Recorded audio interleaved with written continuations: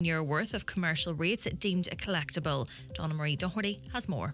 At the beginning of 2022, €14.6 million of commercial rates arrears were carried over from the previous year. The total value of rates bills issued during 2022 was €37,293,000. However, €4.7 million in commercial rates were written off owing to vacant properties. Almost €2 million was written off as COVID waivers and €2.1 million for other reasons. The closing arrears at the end of 2022 was €14.3 million. The commercial rates collection rate for 2022 was 78% up from previous years. In his report presented to councillors this week, Head of Finance Richard Gibson said businesses were presented with significant financial challenges in 2022.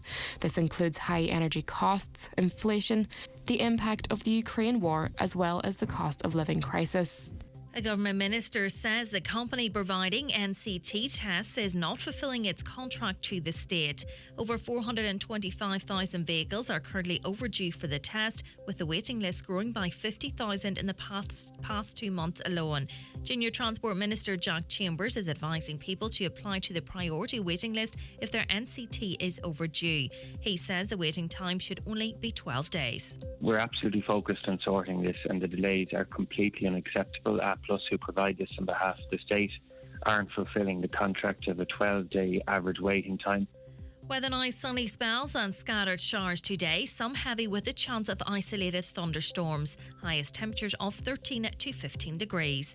That's all from Highland Radio News for now. We'll be back with news again at 10 o'clock. Until then, good morning. Super Value makes saving money as easy as 1, 2, 3. 1. We match Aldi on the products you love.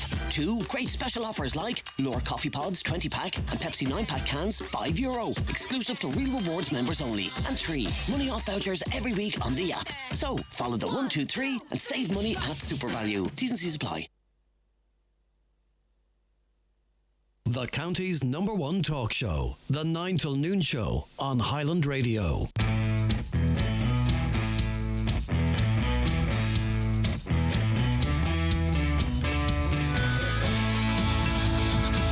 And a very good morning to you. You're welcome along to the 9 till noon show for a Thursday. It is the 30th of March. Hard to believe we're almost into April, the first 3 months of the year practically gone. And it's a Thursday. We're coming close to the weekend, which is good news, at least for those of us who have the weekend off, and I'm glad to say I do. We always, as we say, have a packed show lined up, but first and foremost, the show is about your views, it's about your perspectives, it's about your take on the issues of the day, both local, regional and national. If you want to advise us of your views and get in touch with the show, text us or WhatsApp us on 086 60 25,000. You can call us on 074 91 25,000. Anya and Donna Marie both taking your calls. Donna Marie producing the show this morning as well. And you can use social media. We're at Highland Radio on Twitter. We're Highland Hub on Facebook. You can watch the show, of course, on our Facebook pages. You can also watch the show live on YouTube on our Highland Radio Ireland page. And remember, you can also go back and re-watch the show at any point during the day on both Facebook and YouTube, and previous shows also available on the YouTube channel there as well. And that's a very good resource if ever you want to go back and listen to something that was on at some point earlier in the week or even further back. All those videos available on our YouTube channel. You can email us, of course, comments at highlandradio.com, and if you so choose, you can write to Highland Radio, 9 till noon show, Mountain Top, letter Kenny.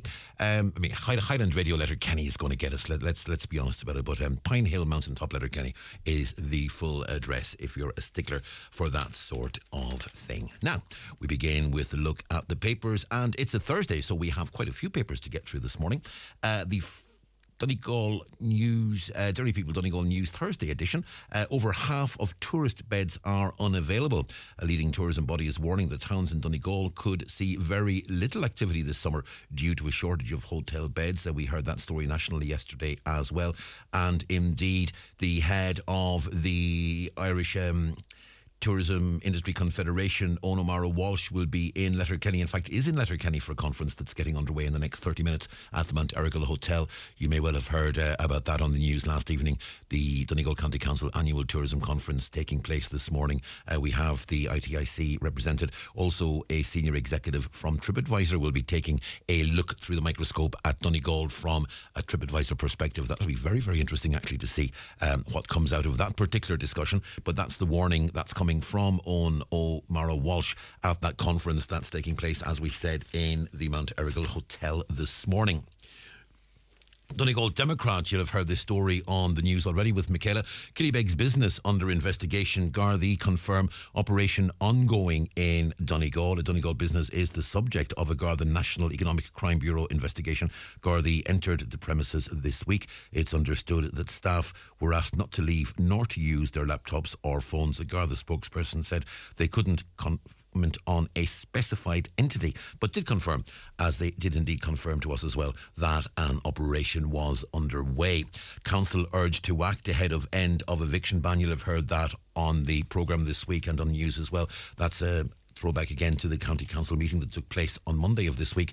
And South Donegal Fire Station saga at pivotal point. You'll have heard some of that on the news with Michaela this morning. And indeed, there's a lot more on that on our website, actually, because we have a longer interview with Councillor Barry Sweeney, about 7 minutes of input from Councillor Sweeney. That's all available on our website at the moment. Also on the website we have some excerpts from the very comprehensive answer that was given to him by officials, and we have some of their perspectives as well. All that is available on the website, and it's a rule of thumb actually. Very often when we do a story on news here on Highland Radio, there'll be a lot more material on the website, so it isn't that the website is absolutely the same as the news story. Very often, as we say, the website is augmented and has more available, so always go to the website as a resource for further information when it comes to news stories you hear here and elsewhere.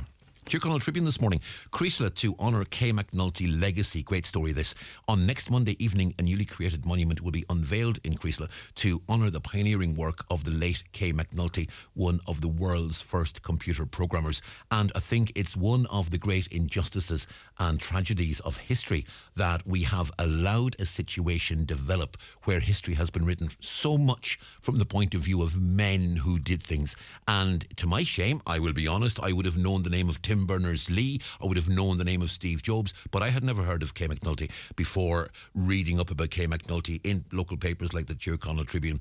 And the fact is, she, a native of Creasla, was an absolute key part of the development of the computer industry, and I am sitting at this moment in time with literally I have a keyboard and a screen to the left of me, I have a keyboard and a screen to the right of me, and I have a screen in the middle. There are 3 screens, 2 keyboards and a mixing desk, all of which are hooked into a number of computers. This whole station is linked to a network of computers. Everything that happens now on Highland Radio happens via computer and happens digitally, and it was people like Kay McNulty made that happen. So great to see that Kay McNulty will finally get the recognition she deserves, and how fitting it is that the people of Creasla, the area from whence she came, are leading that particular campaign. Also, a very interesting picture, a plan submitted for Fanad Visitor Centre, an ambitious new project to develop and extend facilities with a new visitor centre at Fanad Lighthouse has been submitted in a planning application to council this week. It's an absolutely wonderful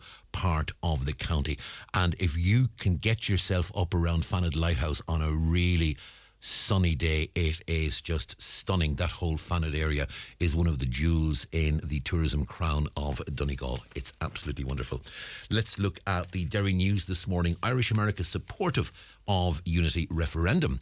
Catherine McGinty writes that Martin Galvin, the former NORAD Director of Publicity, has been visiting Derry in his capacity as chairperson of the US Freedom for All Ireland Ancient Order of Hibernians.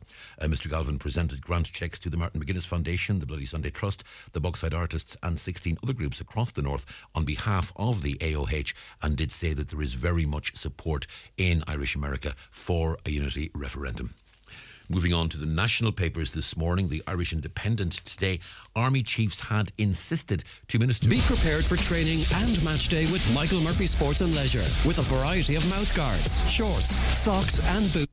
Right, and apologies for that, my fault. Let's go back to that. Army chiefs had insisted to ministers abuse was in the past. Cabinet memo reveals assurances, but report says failings continue to this day. And there'll be more on the programme, I think, on that whole story from the abuse, and we'll be speaking to Women of Honour, I hope, on the programme at some point today in terms of that particular report that was published earlier this week. A cabinet memo reveals the assurances were made, but that report that's been presented this week has said the failings have continued right up to the present day. Irish Times this morning, main story, Gardaí to deal with military claims. Sex assault claims in the Defence Forces will no longer be investigated by military police. New statutory inquiry likely to be led by a judge and may be held in public. Another reference to that particular story.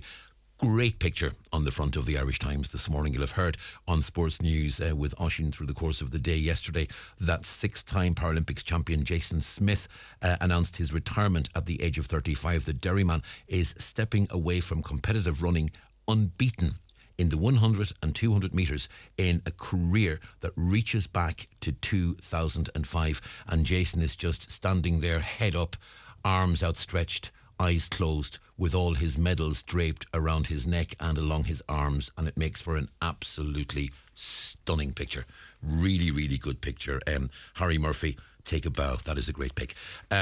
All DEIS pupils to get free hot meals from September. The coalition plans to extend that scheme to other primary schools from 2024. And Kitty Holland writes that every child in a DEIS primary school will get a free hot meal from September. Social Protection Minister Heather Humphreys will confirm today. She's also pledging to strongly support a target of a free hot school meal for every child by 2030. And that's the front of the Irish Times. Looking now at the front of the Irish Daily Mail. A disgraceful day in the Dáil. Chaotic and fractious scenes in Dáil Éireann were branded a disgrace by Ceann Comhairle Sean O'Farrell as the government survived a confidence motion to stave off a general election. TDs from across the political spectrum shouted, jeered, heckled and interrupted each other in ill-tempered early morning exchanges in the Dáil chamber. The coalition survived 2 crunch votes to avoid an election and the extension of the eviction ban. A disgraceful day in the Dáil is the headline there. Ceann Comhairle exasperated. So, I mean, let's be honest. I mean, shouting and jeering and catcalling across the sides of the Dáil is absolutely nothing new. But I suppose it was on steroids, as it were, yesterday. Let's look at the tabloids. Irish Daily Star this morning. Don't rash to conclusions. A Manchester United story. Yep, it is a Manchester United story. That's on the back page. Paul had heart set on Ireland. O'Grady dead at 67. We'll return to that in a moment. Monk nephew caged. Savage is the main one-word headline on the Irish Daily Star. Judge slams Ross Hutch over knife and punch attacks. He's jailed for 10 years. The nephew of Jerry the Monk Hutch has been jailed over 2 violent attacks in the space of 48 hours. Also, killer hunted as US attack victim dies. Police are hunting for a thug who killed an Irishman in one punch attack on St. Patrick's Day in the US. Carpenter Barry Whelan from Dublin was attacked as he enjoyed a night out in the city of Boston. Front of the Irish Daily Mirror this morning. Murdered family inquest. We lost 3 gems. No one can replace them. Heartbroken relatives of murdered Seema Banu and her 2 children have spoken of their anguish at the deaths. Seema's nephew Kasif Ahmed travelled from India to visit their graves. He wept as he said nothing will ever replace these gems. Seema, Asfira and 6-year-old Faizan were strangled by husband Samir Saeed, who took his own life in prison. That's the sad story on the front of the Irish Daily Mirror. Front of the Irish Sun this morning. Tara Lily, Tara Paul. Rod McPhee writes, the beloved entertainer Paul O'Grady has died aged 67, prompting a huge outpouring of grief from fans, celebrity and even royalty.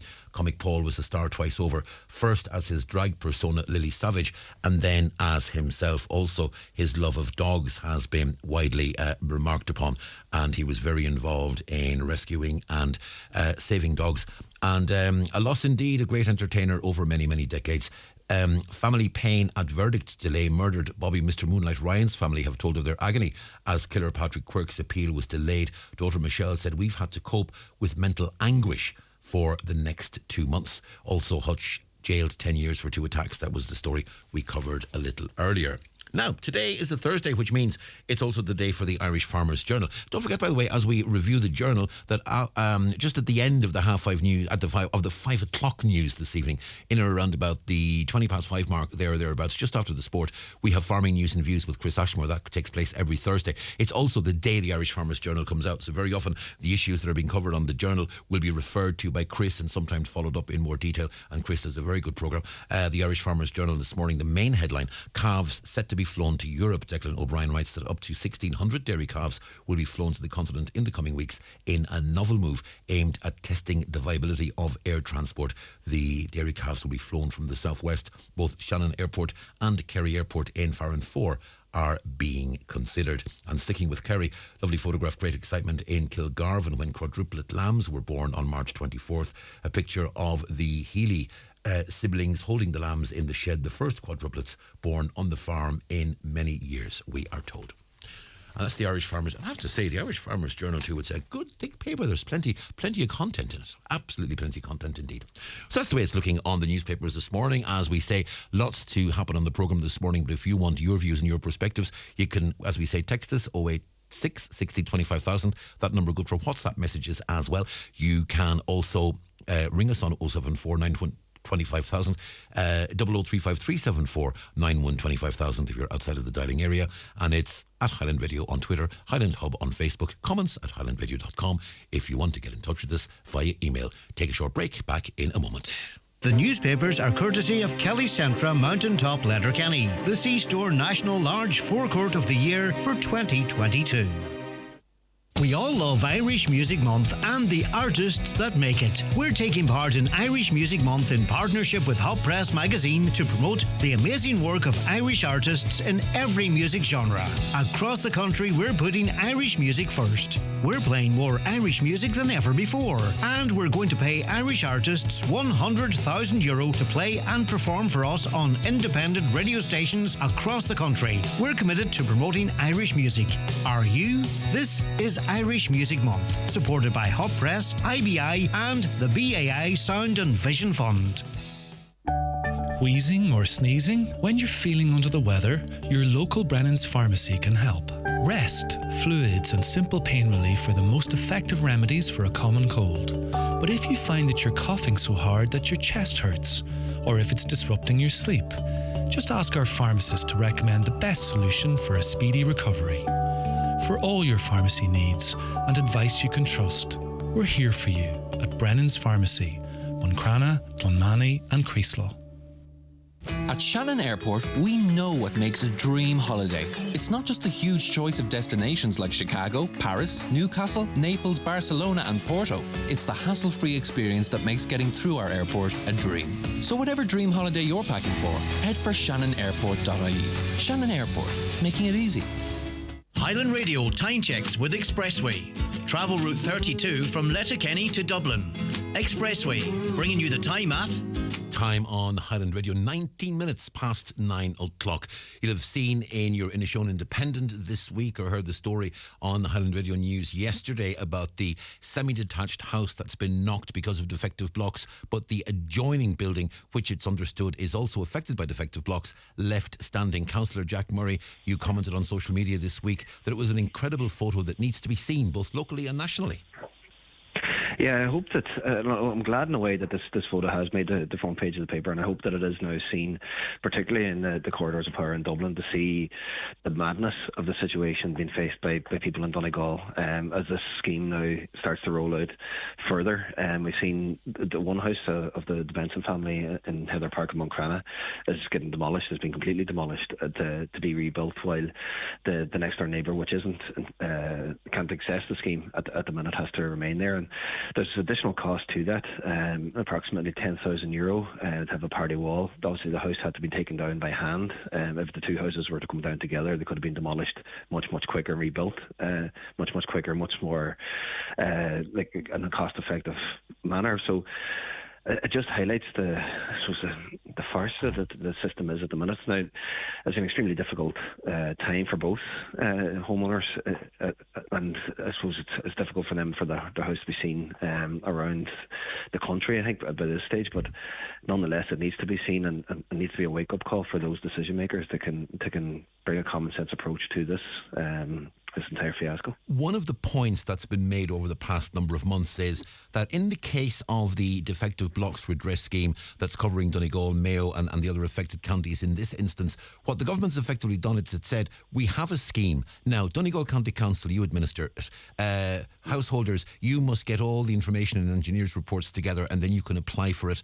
And we're going to give you some money and basically sit back and wash our hands of it. Every other scheme, we're told, the Pyrite scheme, the other scheme linked to apartments that's going through the system at the moment, they're all schemes being led from Dublin by government through a national agency. And your argument is we need that sort of national coverage here in order to make sure that we don't get daft occurrences like this.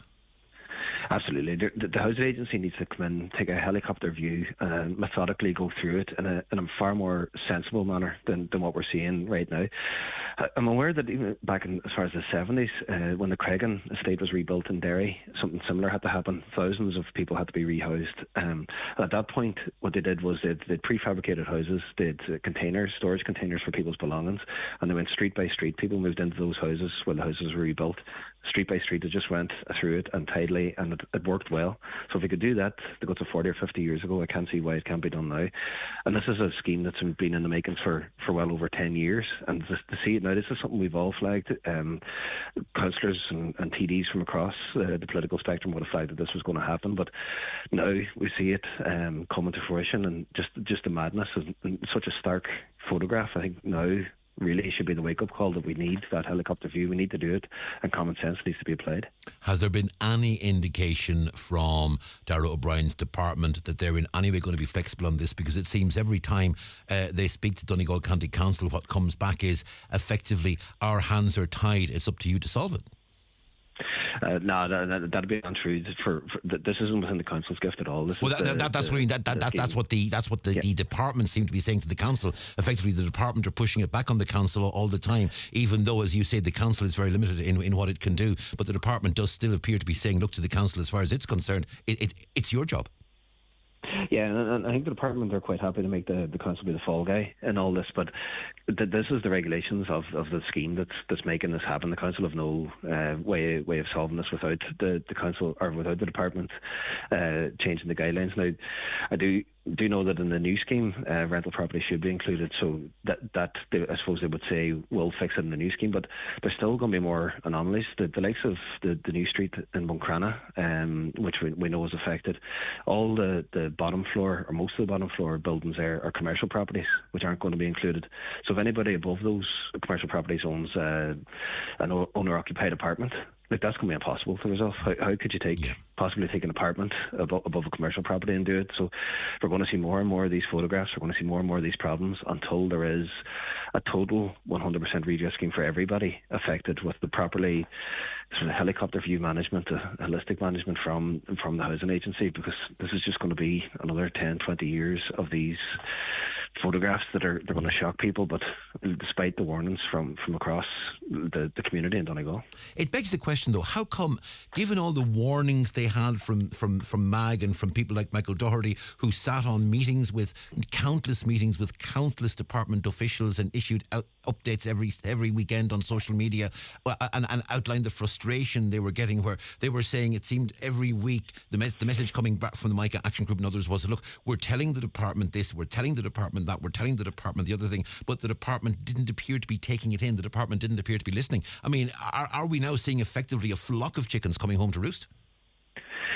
Absolutely, and it smacks of a real desktop exercise in Dublin and penny pinching that didn't make any sense, despite the likes of the Make Action Group flagging that this would happen. As I said, they've tried to penny pinch by delaying some houses from getting repaired, and that's where the likes of the rental property next door to this house couldn't be repaired yet. They're rebuilt, but in doing that, they've cost the extra at least €10,000 in the construction costs of that one block.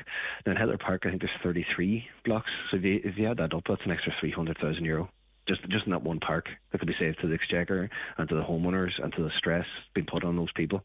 Just from refusing to listen to all those calls from the Make Action Group, from political representatives, not just recently, but over the last 10 years. It's crazy, and as you said, it's the chickens coming home to roost now. in terms of the response that it's getting a local response. You have said that your hope now is that this photograph will be seen, this photograph will be understood. Have you any hope that this will be a turning point? Because we've had so many instances like this in the past where people have said, look, this has got to be a turning point, this has got to drive the situation home, but time and time again it hasn't. Yeah, look, and this isn't a turning point. I will really despair, because you can't, when you see it so stark, when you can make calls, you make written reports and people can ignore them. When you see that photograph, like, how could anybody with any common sense not see that this is madness? Like, I would hope that finally they will take this on board. And I've spoken to my colleague Peter McLaughlin. He's going to raise this with the Minister, directly with the Minister. He's going to raise it on the floor of the Dáil, and I'd hope that at long last, common sense will prevail. But unfortunately, there's been a lot of hope through the last 10 years in this, and there's been a lot of disappointment. But so you can't just expect that it definitely will. But you can suppose hope against hope that they will listen this time. As well as householders, of course, Donegal County Council itself does have houses that are affected by defective blocks. And a question we've just had in, can you answer why is the council not replying to correspondence from council house tenants, your own tenants, who are affected by defective blocks? Well, I don't know about specific incidents. I would say to anybody that's having any problem in contact the council to contact myself directly, and I can make contact with the relevant staff member in the council, and I'll try and get a response as quickly as possible. But I'm not sure exactly what that query is about. Now, I know that there is ongoing discussion in the chamber, and I'm sure with government and the department, as to how the council is going to be able to remediate its own homes that are affected. And I suppose you have several situations where there are tenants, council tenants in houses that are affected, and they'll be wondering what the future holds for them. Yeah, and again, we still don't have a response from the department to give the hundreds of millions that the council will need to rebuild its own housing stock. In Buncrana, we've rehoused people into new houses in the Rockytown estate temporarily while we're waiting for funding to rebuild houses in Buncrana that are damaged. This again has a knock-on effect to our own housing list. We're in the middle of a housing crisis, and we're trying to rehouse people to homes that could be used to reduce the housing list. It's an absolutely mad situation. And again, a similar situation is arising in Mulcrana. I'm aware of a housing block where an upstairs apartment has bought out, so it's now owner occupied, while the 4 apartments surrounding it are council owned. So again, we've an anomaly. Like, if that person places a scheme where they're going to take out the top corner of a 4-apartment block and replace it on the rest of the building, it's going to crumble. Like, this is again more the madness of the scheme as it currently stands. I think from the council point of view, perhaps some people are looking at the experiences, for instance, in the Burnfoot area after the flooding, when some council tenants left their homes, and to this day they're not back in those homes yet. And I think there's perhaps some worry out there that sort of issues like that are going to get replicated as a result of defective blocks, and hopefully, I'm sure you'd love to see that avoided, because we know sort of that the heartache that's been felt in Burnfoot after the floods, and you don't want to see that experience replicated in Buncrana or elsewhere. Yeah, and the people of Burnfoot are rightly very, very angry that this was the promises that they've been given haven't come into reality. And again, they're scattered throughout, and they're still waiting to come home. And again, this is the same. We're waiting for funding at a national level. Burnfoot Flood Defence Scheme still hasn't been implemented or constructed. Now, it is in train, but it hasn't reached this point. But again, all those council houses are council tenants who are waiting on it and frustrated and be worried about that. Again, it lies at the department. The council needs hundreds of millions to get in to rebuild its own housing stock. But priority, understandably, has been given to private homeowners, but it should be running in tandem. Both should be running together, and if we can get this nightmare for so many thousands of people across Donegal just brought to an end at last. And the phrase perfect storm was used at this week's meeting of Donegal County Council. We have the situation where, as you say, the council is awaiting hundreds of thousands to rebuild stock affected by defective blocks. It's waiting for money to rebuild stock, even affected by floods of 2017. And at the same time, the council is also facing the prospect of having to find multiple new social homes for people who potentially are facing eviction, people on the council's housing list. So as well as replacing old stock, you're going to be looking for substantial resources to get some new stock in as well. That's it, and the councils in Donegal, the added difficulty of not being able to buy household or buy new housing stock that's on the market. The Minister Dara Bryan would often quite flippantly say that the eviction ban can be sorted by the local authorities buying houses, but we know that Donegal County Council can't buy anything that's been built in the last 20 to 30 years for fear of it having defective concrete blocks. So even in the likes of the counties down south that aren't affected, it can take a year for a local authority to buy a house and bring it into the public ownership.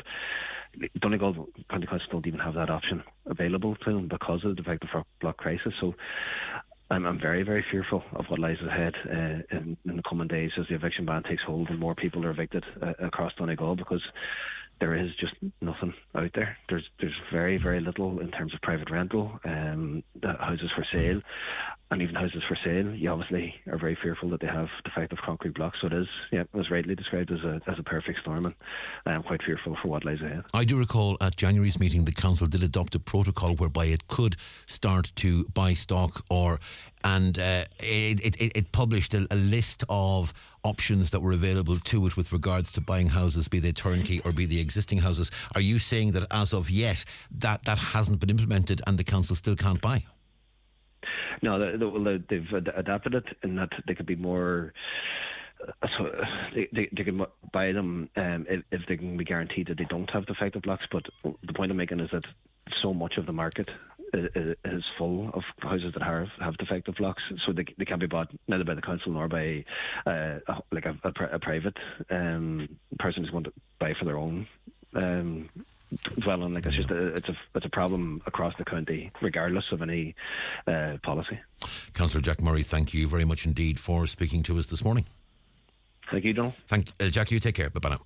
That's Councillor Jack Murray there. Comments that's just come in. Well, it's not a comment, actually. It is, yeah. I mean, yesterday, Barry Cowen, a Fianna Fáil TD, a caller says Barry Cowen, with a hint of a snigger from the FFFG party, as they call it, has compared the eviction ban to continually feeding children sweets because at some stage you have to take them away. I've never heard a more grotesque analogy in my life. They really don't care. So says a caller. And that analogy, let's be honest, at best it was very, very clumsy. It's 28 minutes to 10. Time for a short break. Watch the show live now on YouTube, Facebook and at highlandradio.com. This Saturday, 1st of April, at the all-new Pulse venue, Letterkenny. In the live venue, it's Jim Devine and his full band. In the main club, international DJ Shane Codd. Pay at the door. This Saturday night at the all-new Pulse venue, Letterkenny. At Very, we deliver everything you need and more, with over 70,000 products and free home delivery. Freshen up your family's wardrobe at prices you love. Get the very latest inspiration for your great outdoors. Level up your sports gear with the very biggest brands. With Very's choice across fashion, home, toys, gifts, beauty and electricals, you can choose the brands you love and we will deliver them for free. Shop now at very.ie. Free delivery excludes large items. Breedon's Furniture, Cooley-Maville. With over 40 years of experience in furniture and floor coverings, they've got Irish-made furniture, suites, beds, mattresses, dining, flooring, slide robes and occasional furniture. Great prices and large selection now available at Breedon's Home Furnitures, Cooley-Maville. One of Donegal's best-loved family attractions, Oakfield Park, has reopened for the season. With acres of parkland, woodlands, lakes, streams and Ireland's longest miniature gauge railway, there's endless enjoyment for all the family. Have something to eat in Buffer's restaurant. Take a stroll in the walled gardens or through the hedge maze. There's so much to see and do, with a full schedule of events planned through to September. At Oakfield Park, the perfect place to have a magical day out. See oakfieldpark.com. Welcome back to the 9 to Noon Show on Highland Radio with Donal Kavanagh. Message in, Donal, I want to congratulate LMS Derry for their production of 9 to 5. They were on the show a while back. They were indeed. It's fantastic, from chorus, friends and family in Strabane. And I will echo that. I am looking forward. I'm actually going to the Millennium Forum myself tomorrow night to see the show. I know quite a few of the people in it. And was actually involved in a production of 9 to 5 here in Letterkenny myself a couple of years ago. It's a great show, and I know a few of the people involved in the Derry production, and I cannot wait for tomorrow night to get my bum onto a seat in the Millennium Forum and enjoy what's going to be an absolutely fantastic show. Caller asking, are the pubs open on Good Friday? My belief is yes, they are. The ban on closing pubs on Good Friday ended some time ago, so I certainly would expect the pubs to be open tomorrow week. Good morning, Donal. I have CCTV cameras around my home for a number of years. The wrong time began showing on the TV pictures at the weekend. I got a technician to look at it. He said it was showing Beijing time, not Irish time. He couldn't explain why this had happened. Has this happened to any of your listeners, or can anyone offer any explanation? Thank you. It's an interesting one. Now, all I will say from the top of my own head, my own personal sort of immediate reaction to that is, could it be that the cameras, for whatever reason, have defaulted to factory setting, and presumably factory setting would have the cameras on Beijing time if they were made in China. Now, could it be that there was a power cut and something had happened and that had knocked the cameras back? And sometimes these things, when they're restored to factory settings, the times all change and they go back to 00. That off the top of my head, I wonder, could that be it? It possibly could be, but I mean, I have absolutely no knowledge of the situation.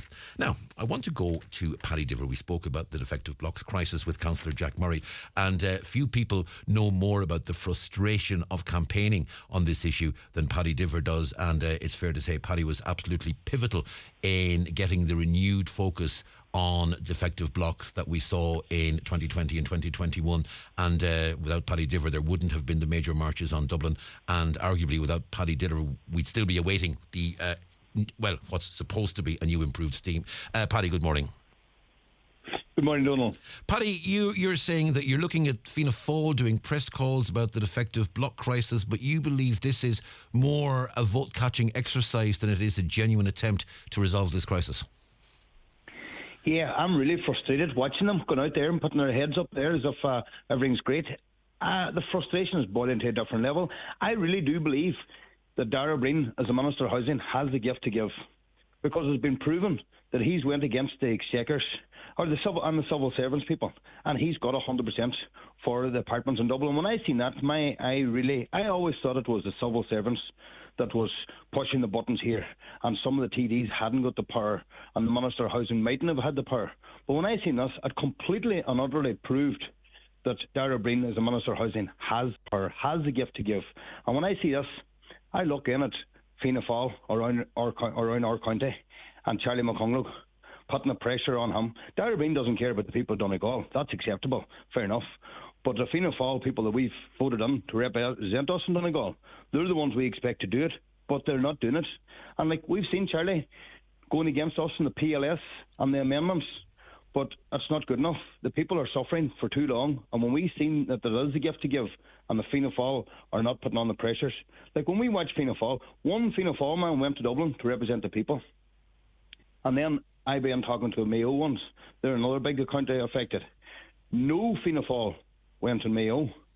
Now, is it the case that Fianna Fáil are just not representing the people? They're just taking the party over the people? And if this is the case, and that's what's going to happen, then if they get any more votes in Donegal, it's going to get to the stage that the people's the problem, not Fianna Fáil, because we shouldn't be voting them if they can't get us across the line a lot of stuff. And now, what Charlie McConnell may very well argue, I'm sure Charlie McConnell has argued this to your face and to others as well. Charlie will say that he is in Dublin day in, day out, arguing with Dara O'Brien, arguing with civil servants, arguing with the Department of Housing, that he is pushing for improvements, and the more he pushes, the more chance he's going to get it, that if he were to leave or if he were to make some big statement and walk out, then there's going to be nobody from Donegal at the cabinet table pushing for this. So he's going to argue, however frustrating it may be to watch from outside, he's got a better chance inside the tent than he has standing outside it looking in. Well, he might try and tell us that there, but at the same time, I would rather that there was no TD in Donegal to take a step back, to go 2 steps forward. Because if we're standing back here and we think that Charlie McConnell's helping us in Donegal, it's not looking like it is. Like Charlie McConnell told us that the foundations was on the scheme, live on Highland Radio, and it wasn't on the scheme. I asked him out in Moville in that last community service, I asked him that Dara Calleary has never been to Donegal and a Micah or defective home. He says he has. I says he hasn't. Who has he been up to? He wouldn't tell me who he's up to. He says he was. He was only up visiting Blaney. That's the only house of my... He has never come up to Donegal and met a homeowner, and that's totally unacceptable. How has Charlie allowed it to get to the stage that the Minister of Housing has not come up to Donegal, seen the tragedies which were on? Fair enough, you can see it on the newspapers and you can see it online, but when you come and actually witness it, how a Minister of Housing hasn't been to Donegal and witnessed and met homeowners it's not right. And Charlie tried to stand up for him and say he has been in one home. He wasn't. He was up visiting Blaney's home, and that's the bottom line. And there's another problem that I asked him. On the regs, and this is going by what I'm hearing, Charlie's wrong enough again. So when he's wrong, as far as I'm concerned, he doesn't really care. That's his party over people all day long. So that's a big problem. And the problem I asked him was, the word exact is on the regs. Now, this word exact is a big issue, because if it stays on the regs, that means that there's going to be no such thing as penalty-free downsizing. You can't downsize your house, and you can't even put on an extension to your house. Exact is exact, and that'll be in a legislation, so that can't be changed. So he's trying to tell me then, on front of the people, that no, this is okay. You can build a smaller or bigger house. From what I'm hearing, this is just completely and utterly lies. That's not the case. So where does that stand? That means he doesn't care. He hasn't delved onto the regs. He doesn't know them enough. And if that happens, that means we can't get a penalty-free downsizing. And that's one of the gifts to give. Because the penalty-free downsizing is... And it shouldn't... I know there's people out there who will be thinking, oh, you shouldn't be mentioning that. But the problem is, there's a lot of people out there for their mental health that they will lose 2 rooms if they can get their house built and cost them no money, because there's nobody in talks to the banks. And the penalty-free downsizing is massive to a lot of people. Fair enough, a lot of other people wouldn't want to do it, but that's a gift to give from Dara Breen. It's costing the Exchequer no extra money, so why it's not there, it's just not acceptable. That's the bottom line. And then moving on to things that should be gimmies, that's not costing the Exchequer any more money, we've got a penalty-free downsizing. And a penalty-free downsizing there, really and truly, would be looking at the vulnerable that haven't got the headspace to deal with this, because they're turning them into contractors. And like, I'm going by a woman, Mary O'Regan in Letterkenny. The poor woman has been a big, massive campaigner in this here. She's had a fall in her house. She now can't even get up her stairs. She had changed all her downstairs to get a wet room and all downstairs. And so somebody like that there, they cannot be allowed to be thrown to the wolves. And that's what's happening in this here scheme, because we're not getting enough fighting from Fianna Fáil councillors and Charlie McConnell as the transfer of eligibility. The poor woman, that's not right. If I'm right, did Mary speak at the Letterkenny event when the 2 events took place in Buncrana and Letterkenny about 2 years ago? Did Mary speak at that Letterkenny event? I think she may well have done it. She did. I recall her. I was there. The very first protest on Letterkenny, she spoke. It was just outside the community centre. I was there. I heard her actually. She spoke very well. I just remembered today. I just wanted to ask that, because people that were at that protest will remember that. Just to put a face on, just to put a name and to put a face on the person we're talking about. This is the lady that spoke very fervently at that meeting. For anyone that was there, just to put it out there, so people know that it's a real person we're talking about as such. Yeah, but the problem there now is, Donal, and I hope Mary doesn't mind me saying this, Mary's not the same woman she was 2 years ago, because this government has chipped away at her. Like, it's coming into the springtime now, Mary's garden would be in pristine condition. There wouldn't be a weed along a care. I mean, it would be just beautiful. But now she's lost it. She's lost in that wool. She doesn't care because she's got nothing in the house. All that woman wants is to get her life back. Transfer of eligibility. Give the house to some energetic young person in their 30s, or give it to a contractor. Fair enough, she'll probably take 50,000 less, do you know what I mean, than the scheme, but I'm sure she'd be quite happily buy a little house on down the road, and on the last rollout of her life, she'd be happy. But this has been taken away from the homeowners as well, and this is something that is a gift to give. And how Charlie and our Fianna Fáil councillors aren't fighting it, well, that's why I'm kind of going against them. That's why I'm going against them. There's so much other stuff out there. Like, this is not a 300% redress. Yeah. And, you know what I mean? There's nobody in talks to the banks. So where's the shortfall coming up? It actually is turning them to a farce of a scheme. And I know there's a lot of people out there and saying, oh, this scheme's it's better than the last. We get her 15,000 accommodation, 5,000 storage, and the cap's bigger.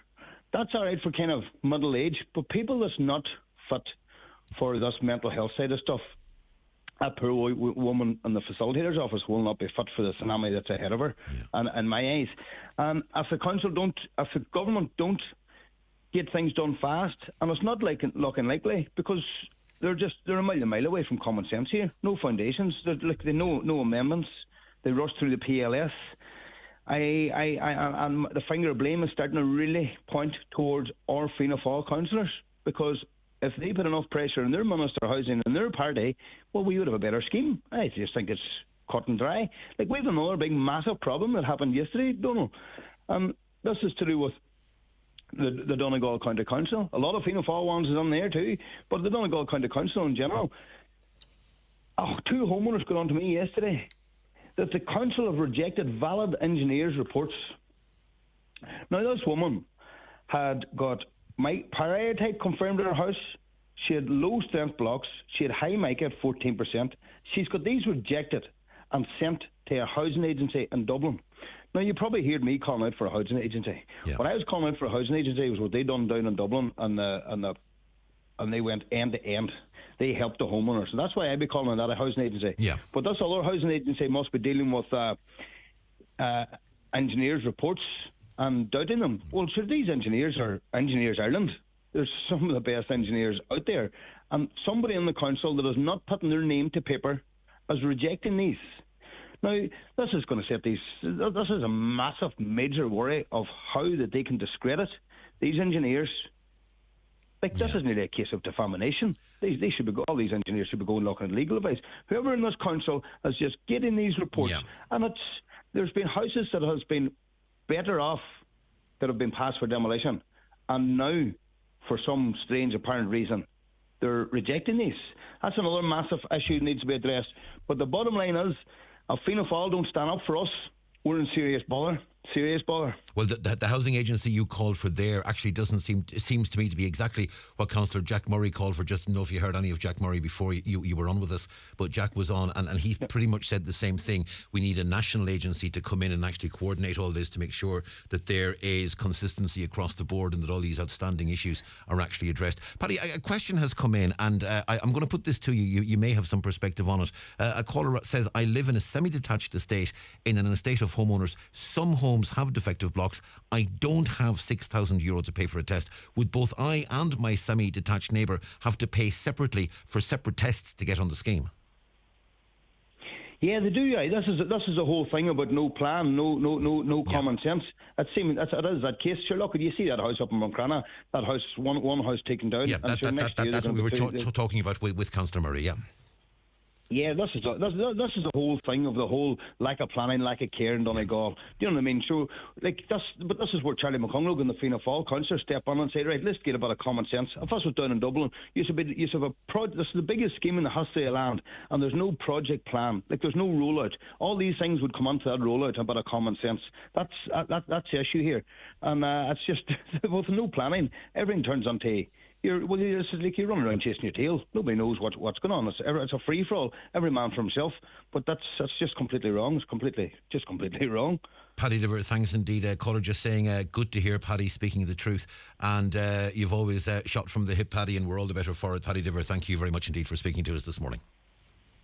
No bother, Donal. Thank you. Cheers now. Bye. Yeah, but that's Paddy Diver there speaking to us. And as we say, Paddy, absolutely instrumental in getting those protests organised in 2020-21 and that new impetus that got into this whole thing. I mean, Paddy was absolutely at the centre of it. It's the 9 till noon show on Highland Radio. Time for a short break. Weather is next. Attention all sports fans. O'Neill Sportswear have an amazing clearance sale happening in their Strabane warehouse. For 4 days only from Thursday through till Sunday, you'll find everything you need to look and feel the best on the field. From jerseys to shorts, tees to hoodies, they've got it all. We'll see you there. O'Neill's. Live for it. It's spring, outdoor painting season. Foy & Company are the largest stockists in the northwest of all the best quality exterior paints. Best for the exterior of your home, fencing, sheds or garden furniture. Foy's qualified in-store paint consultants are on hand to help you pick the right paint for the finish you want and the right colour to suit your home. Top names include the Fleetwood Weatherclad Exterior Collection, Dulux Weather Shield and Colour Trend to name but a few. Call into the paint department at Foy & Company, Ballybuffet or Letterkenny. I'm Lorraine Keane, and I hate feeling tired and hormonal. Yet that's exactly how I felt when my perimenopause started in my late 30s. For nutritional support, I chose Irish supplement Clean Marine Menamin. Why? Because Menamin contains omega-3, vitamin D, and also vitamin B6, which contributes to the regulation of hormonal activity and helps reduce tiredness. All in just 2 capsules a day. Ask for Menamin at health stores and pharmacies, or learn more at cleanmarine.ie. I'm glad I did. Don't miss the award-winning comedian Dave Young performing his hilarious live and laughing show at the Abbey Hotel, Donegal Town on Sunday 9th of April, with doors open at 8 p.m. Get ready for an unforgettable evening of comedy and entertainment. Tickets €15. Available online from abbeyhoteldonegal.com or from the hotel reception.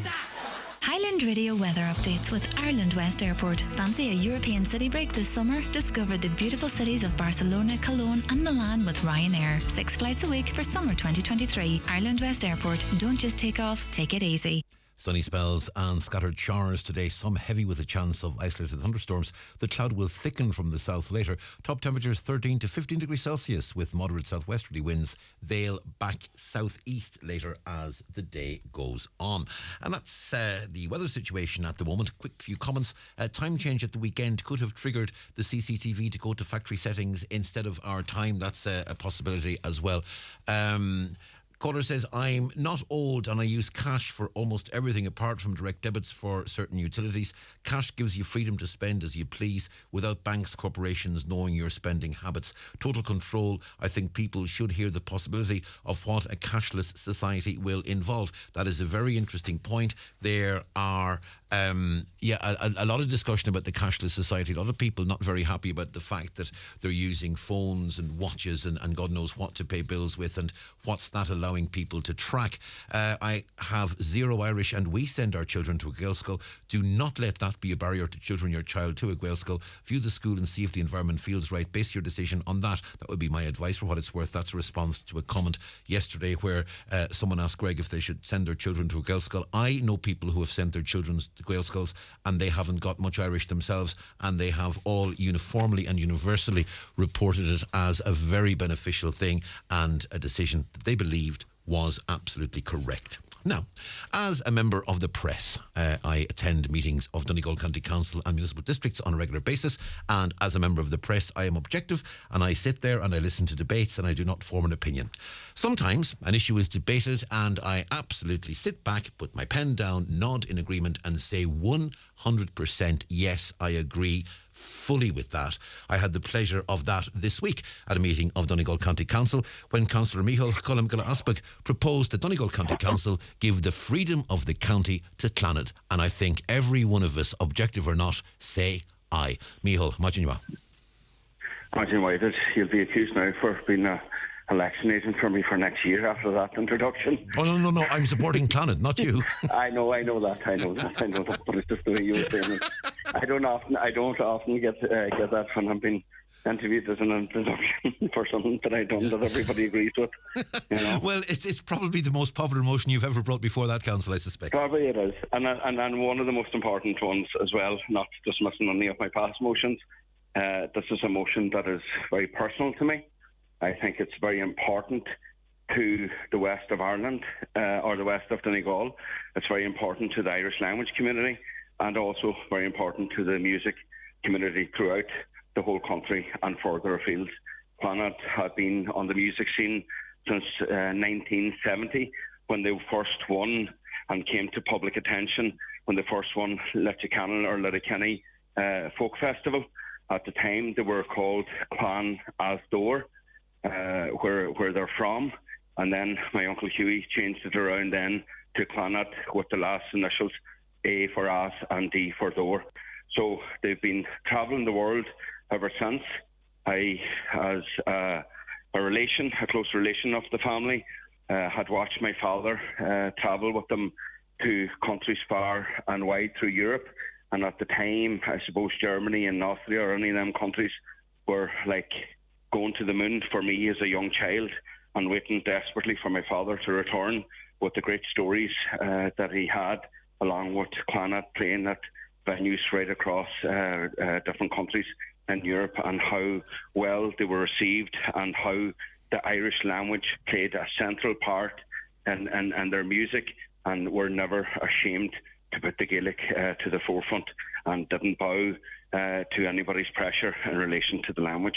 I had the pleasure of being in Millennium Forum in Derry in May of last year when they played what was to be their final Northwest concert, and it was an absolutely amazing concert. I thoroughly enjoyed it. Sadly, since then, we lost Noel Dugan, who passed away in October of last year.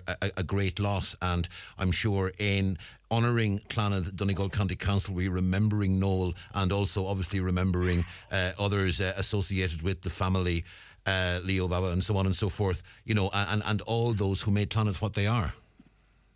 Yeah, look, it was a bittersweet day for me putting this motion forward. I would have been not just a relation, but a very close friend of Noel's. He was my sister's godfather, and remembering Noel and Padraig and also Leon, who played a very central part of with Planet through the years, and a fantastic character.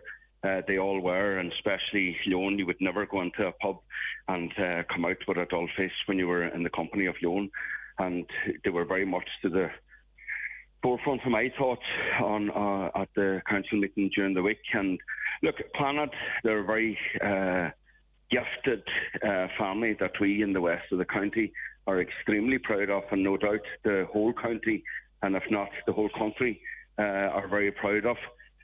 They're a very close family. We all know the hard work that they've put into their music, travelling and writing and performing and recording.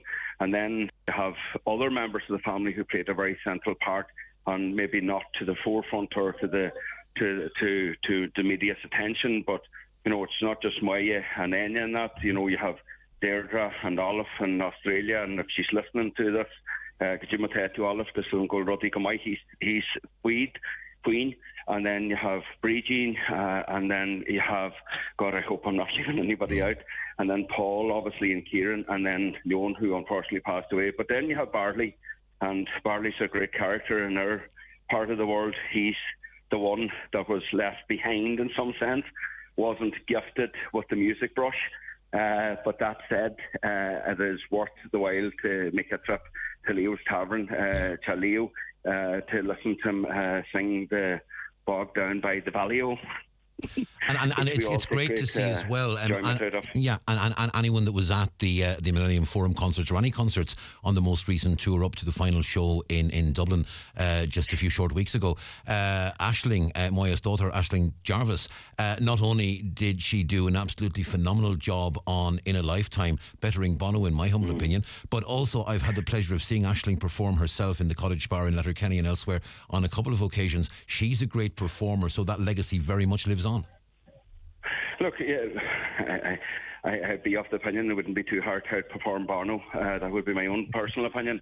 But Aisling and also my other son, Paul, are extremely gifted. But the family themselves, because there are other members of the families, you know, I don't want to name them, but they're extremely gifted. And, you know, they'll not mind me mentioning Bartley's young fella, Matthew, who does perform publicly and is only a young fella and is just so full of talent as his other siblings and cousins are as well, and they're just a family that we're lucky that we have, who are just so gifted. And I'll take the opportunity to do a number of thank yous, which is first and foremost to Corlair Noreen McGarvey, who seconded the motion.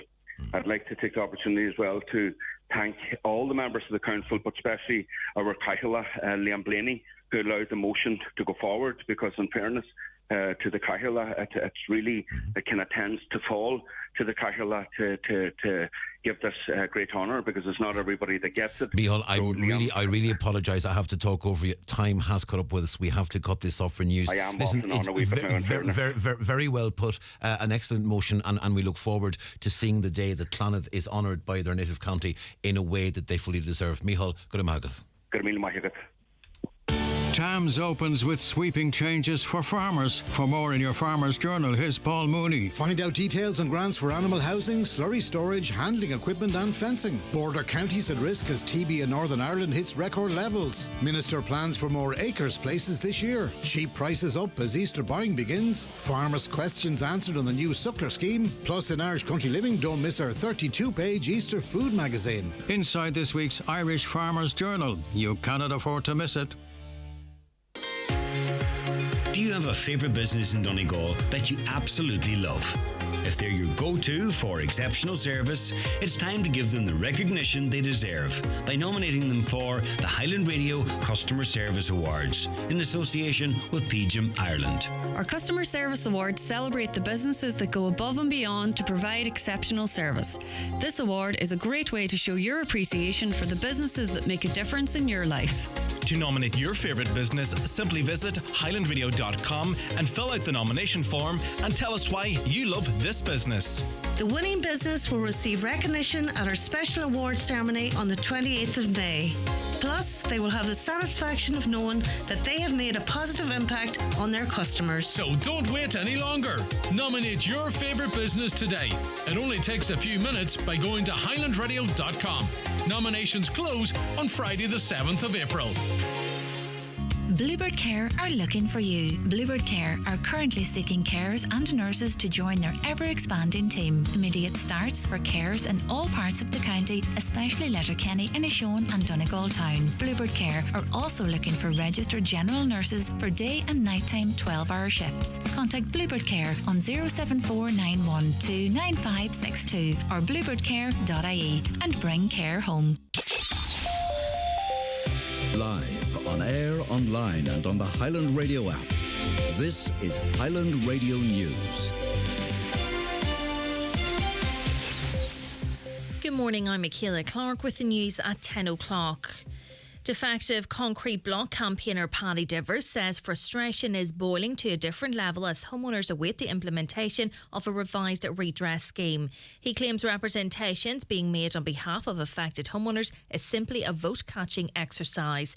Paddy has repeated his call for a national housing agency to be put in place to assist with the scheme. Speaking on today's 9 till noon show a short time ago, he said the revised scheme as it stands lacks common sense. This is not a 200% redress. There's nobody in talks to the banks. So where's the shortfall coming up? It actually is turning them to a farce of a scheme. I know there's a lot of people out there and saying, oh, this scheme's it's better than the last. We get her 15,000 accommodation, 5,000 storage, and the cap's bigger. That's all right for kind of middle age, but people that's not fit for this mental health side of stuff, if the government don't get things done fast, and it's not looking likely because they're a mile away from common sense here. Gardaí have confirmed that a Garda National Economic Crime Bureau-led investigation is currently ongoing in Donegal. Inquiries are believed to be centred in the Killybegs area. Gardaí say no further information is available at this time. State and public sector pension pots are in danger unless action is taken now. That's according to the state's budgetary watchdog. The Irish Fiscal Advisory Council says the number of people reaching retirement age by 2050 will be 50% higher than it is now. It's suggesting higher PRSI contributions and saving excess corporation tax will help shore up future pension rates. Chairperson of the Irish Fiscal Advisory Council is Sebastian Barnes. We know we can't really spend that money because it's not sustainable. But if we were to put that into the pension fund, that would mean that in later years, taxes might not have to rise as much because we could use that money to fund pensions. So we do have a real opportunity, but we need to take it because if we wait a few years, the baby boomers will start leaving the workforce and then it'll be too late. Over €28 million in commercial rates were collected by Donegal County Council last year. That's below the €43 million worth of commercial rates deemed collectible. Donna Marie Doherty has more. At the beginning of 2022, €14.6 million of commercial rates arrears were carried over from the previous year.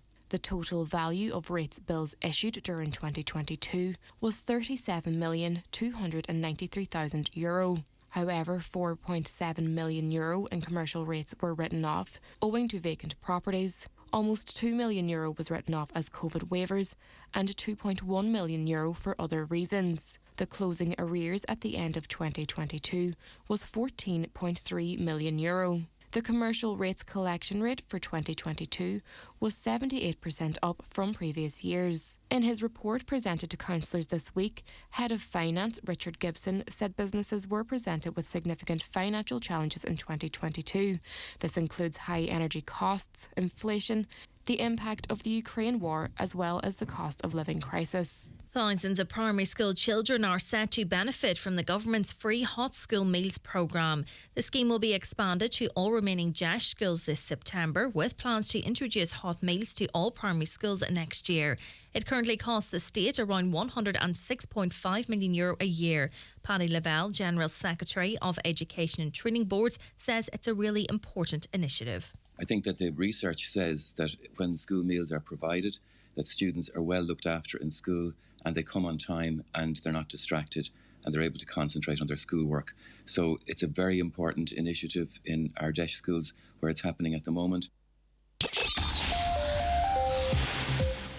Weather nice sunny spells and scattered showers today, some heavy with a chance of isolated thunderstorms. Highest temperatures of 13 to 15 degrees. That's all from Highland Radio News for now. We'll be back with an update again at 11 o'clock. Until then, good morning. The obituary notices for this Thursday morning, March the 30th. The death has taken place of Patrick McLaughlin, Lower Brehy, Mallinhead. Remains are reposing at his home. Funeral leaving there on Saturday morning at 10:30, going to St Mary's Church, Lagmallon, for Requiem Mass at 11 o'clock, with interment afterwards in the adjoining cemetery. And the death has occurred of Seamus Maguire, Bin Ban Inver, reposing at his home today from 2 o'clock until 10 o'clock. Funeral Mass tomorrow morning in the Church of the Blessed Virgin Mary Frosses at 11 o'clock, with burial afterwards in the Cranny Road Cemetery. Family flowers only, please. Donations in lieu of Solace Cancer Centre, Donegal Town, care of any family member or John McGowan, Funeral Director. The Funeral Mass will be streamed live on mcnmedia.tv. For more details, including any family health guidelines for wakes and funerals, please go to highlandradio.com.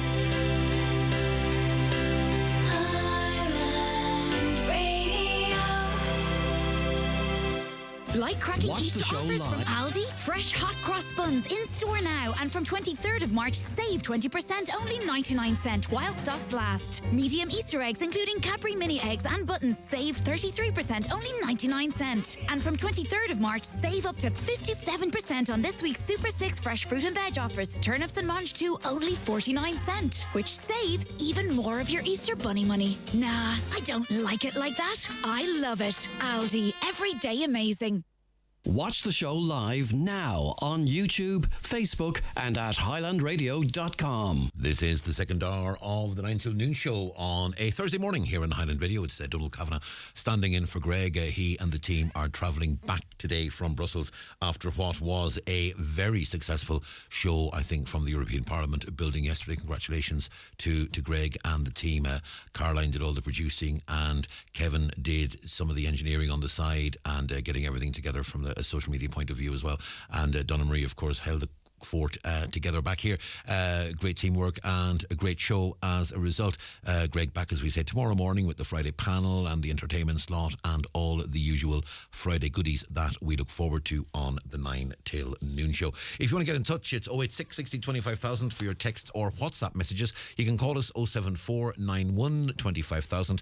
Anya and Donna Marie taking your calls. Donna Marie producing the show today as well. Or you can use comments at Highland Radio via email, or use at Highland Radio on Twitter, Highland Hub on Facebook and other social media platforms as well. Caller says every school should be a girls' school, not just the odd girls' school. We are in part destroying the next generation's future, because if you do not care about the language itself, you will want to do so for your health reasons for your children, because speaking two or more languages delays the onset of Alzheimer's, and medical studies have shown that to be the case. We are as well... I think a caller is saying that we are as well knocking all of the houses and sending the bill to... we are as well doing all of the houses, I think a caller is saying, and then sending the bill to government. That's a reference to the defective block situation. I have been trying to get into my local GP for 2 days now. The answering machine has been saying they're closed rather than they are at full capacity. I don't know what to do. I'll end up having to go to the emergency department. The other option, caller, is to try the NowDoc out of hour service as well. That might be another way to go if you were to try that in the evening. It might be a better alternative to the emergency department because we know how under pressure that emergency department is. A caller is asking about the ongoing pavement upgrade in Fintown, expressing some concerns about the length of time it's taking for the work to be done. No one should be against any improvement, the caller says, in terms of safety for residents or drivers, but the length this project is taking is a stretch. It will be very interesting to see the costs involved in what appears to be a relatively small roads project. I hope it turns out to make the roads safer than before, but I would question whether what's happening in Fenton at the moment represents value for money. That's what a caller is saying there. Caller saying, I was listening to one of your programmes recently and heard that some landlords in Donegal are receiving €35 per night per refugee that they rent a home to. When I inquired about this with the council, they said there is only one payment of €800 per house. Can you tell me what the actual situation is? Off the top of my head, honestly, no, I can't. Here's what I think maybe, and I think we may be speaking about two slightly different things here. I think the €35 per night, maybe, and I stress maybe, the rate that is paid for refugees who are staying in hotels or other buildings which have been given over. We hear much about the holiday accommodation that's been given over for the housing of refugees. A number of hotel rooms have been used for that purpose as well. I think it may be the situation, and I stress it may be the situation, that's what the €35 per night refers to, whereas the €800 payment refers to homes where individuals take refugees into their homes. You know, there's been a lot of discussion about that, the people that may have a spare room in their house give that room over in a private house, and that may be, so they're not landlords, they're effectively taking in a refugee into their own home, which is being treated in a different way. So my perception is it could well be that the first one is the payment given to landlords in hotels and other institutions like that. The second is the payment given per house to people who are taking refugees into their home. Now, I may be wrong on that. I could be, as an old mate of mine used to say, I could be further out than Fanad Lighthouse. But that's my initial We'll try and get an actual answer to that for you, but that's my perception. Repairs to a burst water main, we're told by Uisce Éireann, may cause supply disruptions to Cregan, Stranorlar and other surrounding areas in Donegal. Traffic management will be in place for the duration of the works. They're expected to take place until 4 o'clock this afternoon. We recommend you allow 2 to 3 hours after the estimated restoration time for your supply to fully return. You can go to the Uisce Éireann Irish Water website for updates on that particular issue. And there's been a lot of attention this week to emergency departments and the overcrowding therein. We've just received the INMO's Trolley Watch figures for today, Thursday, March 30th. And let's look at the figure. We know there's been fairly high figures all this week. And the national figure this week, I can tell you, is 562. The figure for Letterkenny University Hospital this morning, 41 patients awaiting beds at Letterkenny University Hospital this morning. That is 41 people who have been admitted to the hospital via the emergency department. They're awaiting beds, and of those, 13 are still on trolleys in the emergency department. That was the situation as of 8 o'clock this morning, figures collated by the Irish Nurses and Midwives Organisation. So, you know, that's again an indication of the pressure that the ED is under. So what I would say to the caller is, look, if you can avoid the emergency department, please do. Is there anyone else finding broadband is getting harder to pay? My package started at €53. Now it's gone to €83 a month, and I'm charged €6 for receiving bills in the post. And I'm noticing that more and more we're getting to situations where there are people who get into these contracts and then, you know, they say, oh yeah, I will have a paper bill, because a lot of people do like paper bills so they can keep a record of them. We're being charged for it.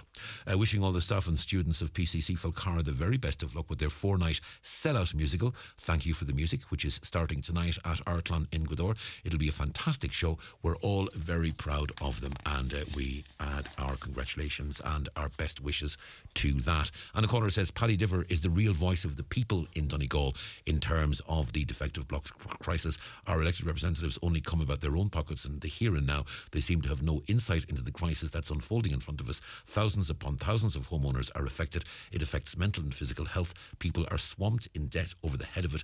We have no houses available for rental, so says a caller.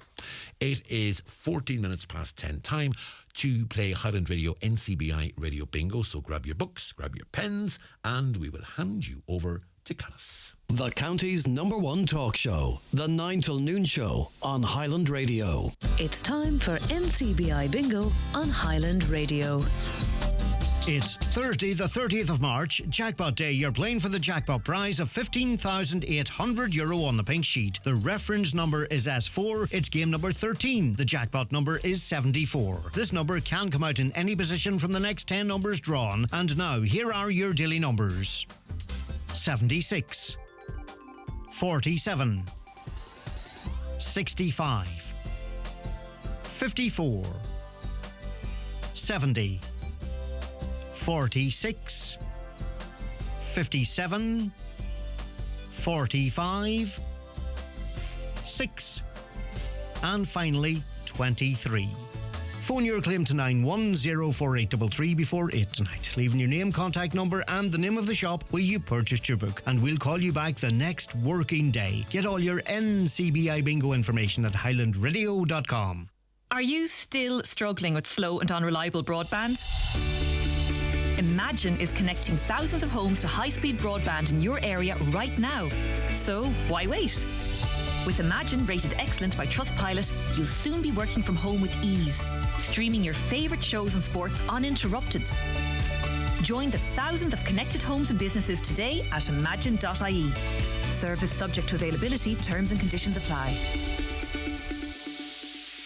Join me, Marty Friel, this and every Friday night from 8 for Rockin' Hits on Highland Radio in association with Arena 7 Letterkenny. If you're celebrating a birthday or a work night out, Arena 7 Entertainment Complex has it all. Check out arena7.ie.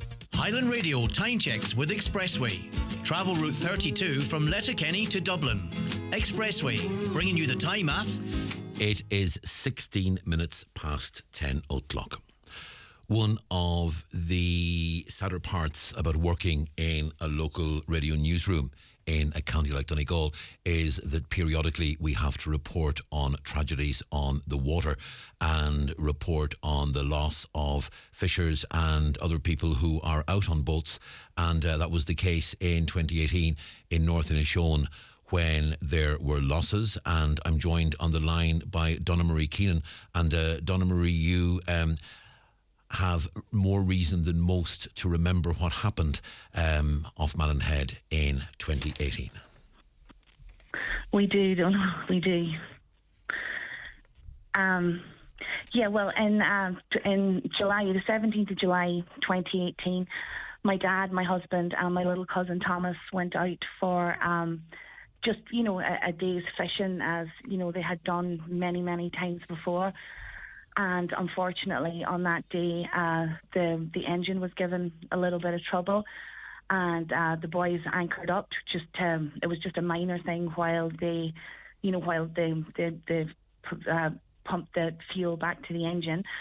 And unfortunately, they were hit by a freak wave which flooded the boat. At that point, my dad told my husband Desi to call for the Coast Guard, which he'd done. Desi's 999 call lasted for 78 seconds, and he managed to get out all the information. He said, there's three of us, we're on a boat, we're off Malin Head, we're taking on water, the boat's going down. But the call was never responded to. This happened at 10:16 in the morning, and in the afternoon, I believe about maybe 4:20 or so, some holidaymakers in Malin Head seen what they thought was a kayaker in distress, and they called out the Coast Guard. But unfortunately, by that stage, Dad had been lost, Thomas had been lost, and Desi had survived by clinging to the life buoy. That was what they thought was the kayak, but he was actually rescued by Philip Doherty. Malin Headman coming home from fishing. He brought Desi in out of the water. You obviously at that point, for the next couple of days, you were grieving your dad, you were grieving your cousin. The family was coming together to try to come to terms with the enormity of this horrible thing that had happened to you. Obviously at that point in time, you weren't thinking about things like marine safety and timetables and what happened and who responded to what. As time unfolded and the whole process of an inquiry came out, you were very dissatisfied with the way things panned out.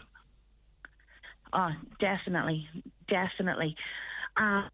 Well, this report, we all hung our hats on. We were told that, the MCIB would do a report, into the accident. They would investigate everything fully.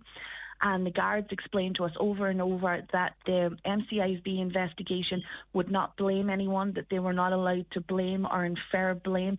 It was simply a minute-by-minute account of the day of everything, that actually happened. But that wasn't the way that this report came out at all. As I mentioned, the main thing on the day was that the 999 call was not responded to. But what the MCIB wanted to focus on was the fact that Dad didn't have a VHI radio on board. Now, a VHI radio is not law on a pleasure craft, it is on a commercial craft. Now, we know after all this that it's a very good idea to have a VHI radio, but at the time, it wasn't law. We thought that the mobile phone, was fine, and it was. The mobile phone got a 78-second long 999 call out with all the information, but MCIB decided to focus on the fact that Dad didn't have a VHI radio, because if he had, other boats in the area would have gotten the Mayday call, and they wouldn't have been solely reliant on 999 answering the call. Which to me now, after the fact, I know, and I would advise anyone going near the water to have a VHI radio with them, because you can't rely, as sadly we know, on the your 999 call to be responded to. They said that he failed to prepare, and this again was covering the VHI radio aspect of it. They didn't mention that he had spare fuel, that he had a spare engine with him, a spare battery, 2 sets of jump leads, anything. He was so safety conscious, and they just based their whole report on how he didn't have this VHI radio.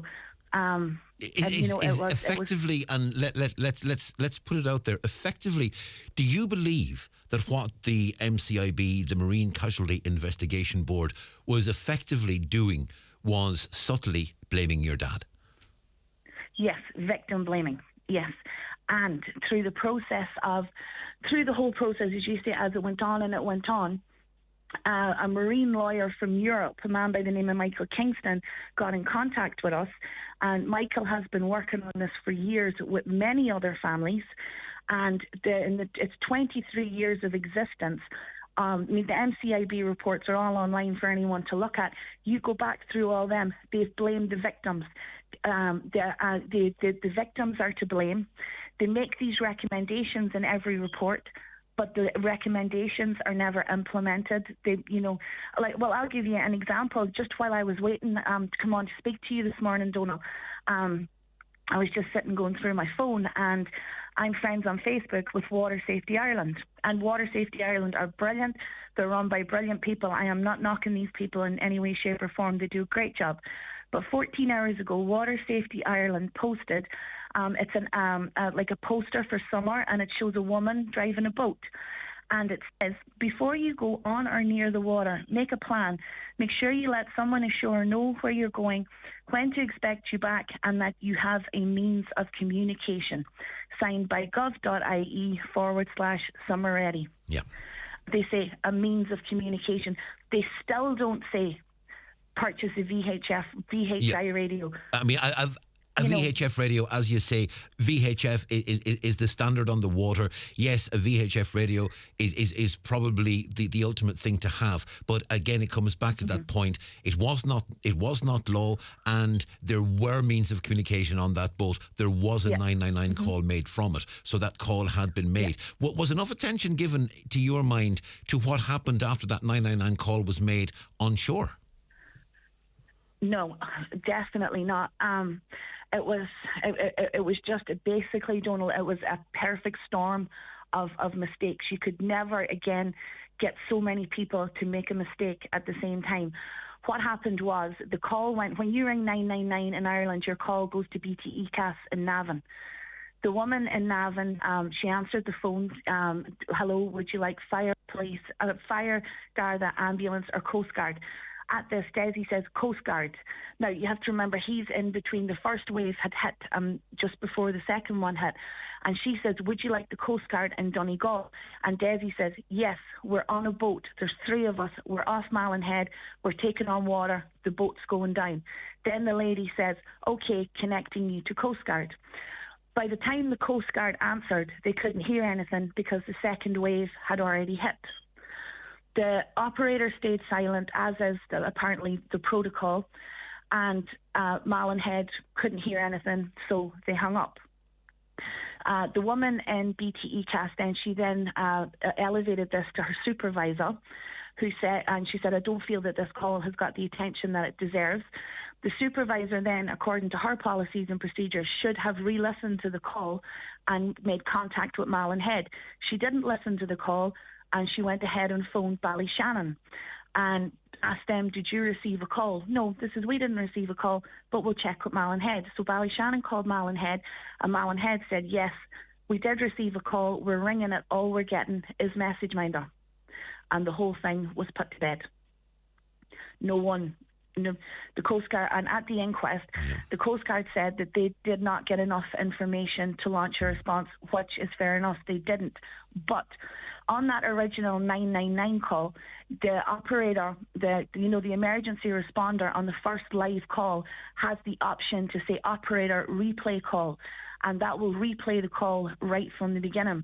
Had the Malin Head Coast Guard said operator replay call, they would have heard everything right from when the call originally connected.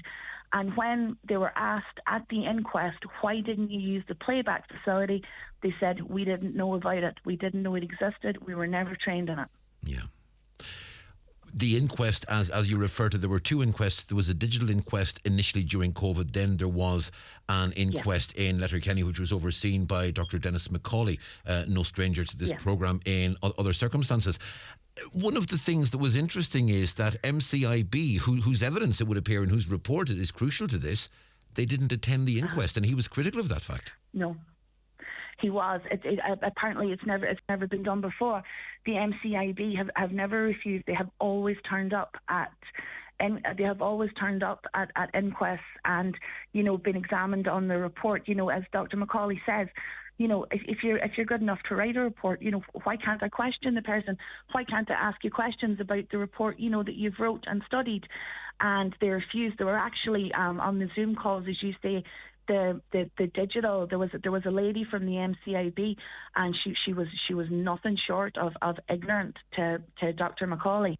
And the day in the courthouse, now I can't remember exactly which one of it was, but there was a group of lawyers, standing outside, and I heard one of them saying to the other that it was the most blatant disregard and disrespect that he had ever seen shown to a coroner in all his years, as a legal practitioner. He just showed disrespect for our coroner. It was also for us as well. They were kind of like, there's the report, use it or don't. It's up to yourself.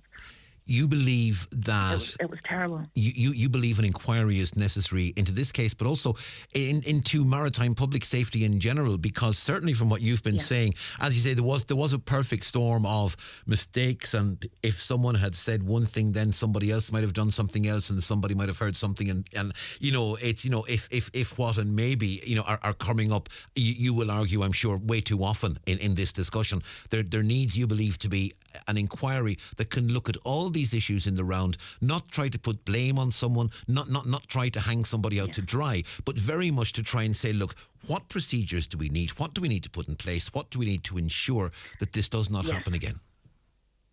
Yes, and that was supposed to be the role of the MCIB when they were set up 23 years ago. There were supposed to be 5 independent people, totally independent of anyone, who would carry out these investigations, find out what happened, why it happened, and implement procedures so as, to prevent a recurrence happening in the future. Now, 3 years ago, Eamon Ryan, when this all, when Michael Kingston, the marine lawyer, he started bombarding, the government with evidence of, all these families and all these investigations that weren't right and all these things that wasn't right. Eamon Ryan, fair play to him, he ordered an investigation into the MCIB and maritime safety in Ireland. And he asked a man by the name of Captain Steve Clinch. Now, Captain Clinch was the former head of England's version of the MCIB. Now, Captain Clinch done this report and completed it almost 2 years ago. Now, this report has never been released. First of all, Eamon Ryan kept saying, yes, I'll release it in the first quarter of next year. I'll release it in the last quarter of next year. And then the Transport Committee, along with lawyers such as Michael Kingston and Kieran McCarthy, they were all really, really wanting this report, and it wasn't forthcoming. So on the 22nd of February, at a meeting in the Oireachtas of the Transport Committee, they asked Eamon Ryan about getting the report, the Captain Clinch report, published, and he said no, that the Attorney General had decided that it was not in the public interest to release Captain Clinch's report. But what he would do was he would give the 6 recommendations that Captain Clinch had recommended, and he said that these were satisfactory, that the MCIB would be dissolved and a new unit set up, the MAIU, and the 6 recommendations of Captain Clinch would be the basis of setting up the MAIU, but the Clinch report, under advice from the Attorney General, would not be released to not only the public, it wouldn't be released to the Transport Committee or anyone in the Dáil either. MAIU, I presume Marine Accident Investigation Unit. Investigation Unit, yeah. Which essentially, it's the same thing, just changing the name and hopefully getting a better system in. Were you told what the 6 recommendations are? Mm-hmm. I don't know them yet. It's only the Transport Committee that has them. They haven't been made public. But I think that one of them is, because I've heard a lot of talk about it, the 5 people that sat on the previous MCIB, none of them had any seagoing experience. They had no qualifications in the marine. They had business, advertising, law degrees. They had nothing to do with the marine. So one of the stipulations of the new MAIU is going to be that these people must be qualified and experienced to the highest in the marine. I believe I've heard talk of the head position in there. I think it's called the Chief Surveyor. I think one of the things that's going to be implemented there is that this person must have 25 years experience as a ship's captain or similar.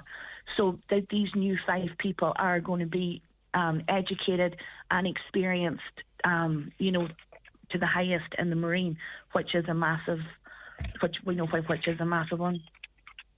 Donna Marie, hopefully you will get some closure on this, and I know you will continue to mourn the loss of your dad, you'll continue to mourn the loss of your cousin, but I'm sure if we do get this new unit, if we do get an inquiry along the lines that you're seeking, and if we do get safer and better regulations in there at some point in the hopefully not too distant future, that will be at the very least a fitting tribute to your dad and to your cousin, and it will hopefully bring you some closure. In the meantime, Donna Marie Keenan, thank you very much indeed for speaking to us this morning. Thank you, Donal.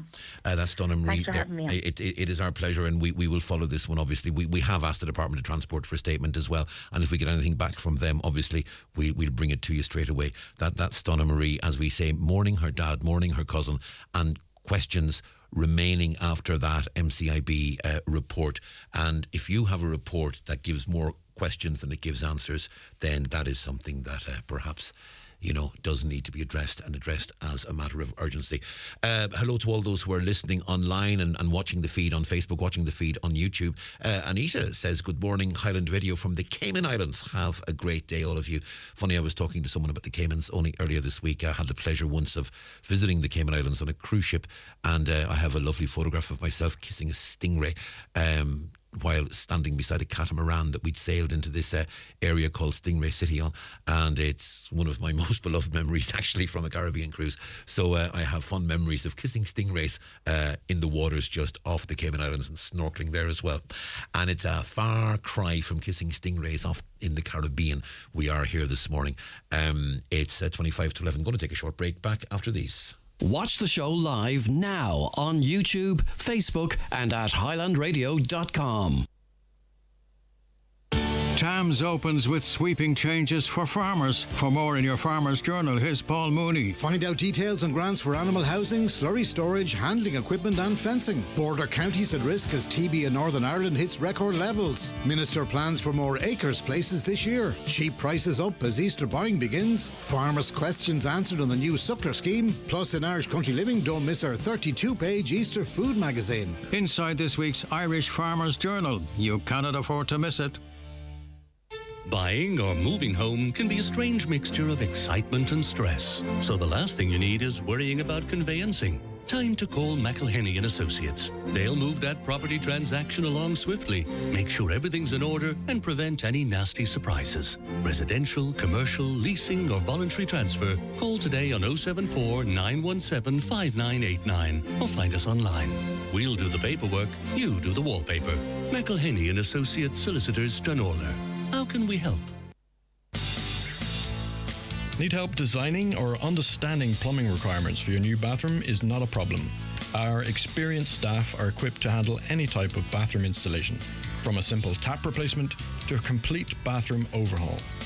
Call in and see us and view our checklist to make sure you have everything in order. It could save you money and a huge amount of hassle. McDade's Bathroom Plumbing Towers, Buncrana, making things simpler for you.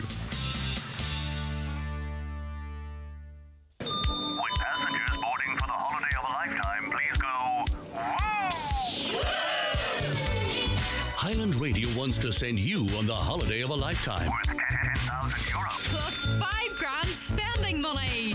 Get your ticket now at highlandradio.com. Answer the question and start packing. Start packing. Draw takes place Thursday, 6th of April on the 9 till noon show. Start planning your ultimate getaway. Only on Highland Radio. Ooh. And that is this day week at 11:30 on the 6th of April, which is, as we say, a week today. That draw will be made. You could be celebrating on that day, but as the old saying goes, whatever chance you have, if you have a ticket, you have absolutely no chance if you don't. Just putting that out there, tell you a bit more about that later on in the programme. Right now, though, I want to go to a very important issue, because you may well have heard our coverage of the Dáil hearing on the confidence motion in the government yesterday. During it, Donegal's Deputy Thomas Pringle made a very impassioned speech, during which he spoke about Emma, a woman in Donegal who was waiting 5 years for an accessible home for her child. And he spoke about the difficulty that Emma had, and said it was people like Emma that he wanted to represent in the floor of the Dáil, and that's why he was voting the way he voted on that confidence motion. Delighted to say that Emma now joins us on the line. Emma, good morning. Good morning. Emma, you were spoken about on the floor of the Dáil yesterday, and you've had some progress in recent times, but before politicians took up your case and before it became spoken about in the corridors of power, you had 5 years of banging your head against a brick wall. Yeah, because you're kind of trying to sort it out yourself first, you know. You're hoping that you'll just find something, and you can't find anything, and then you just feel like you're going in a vicious circle.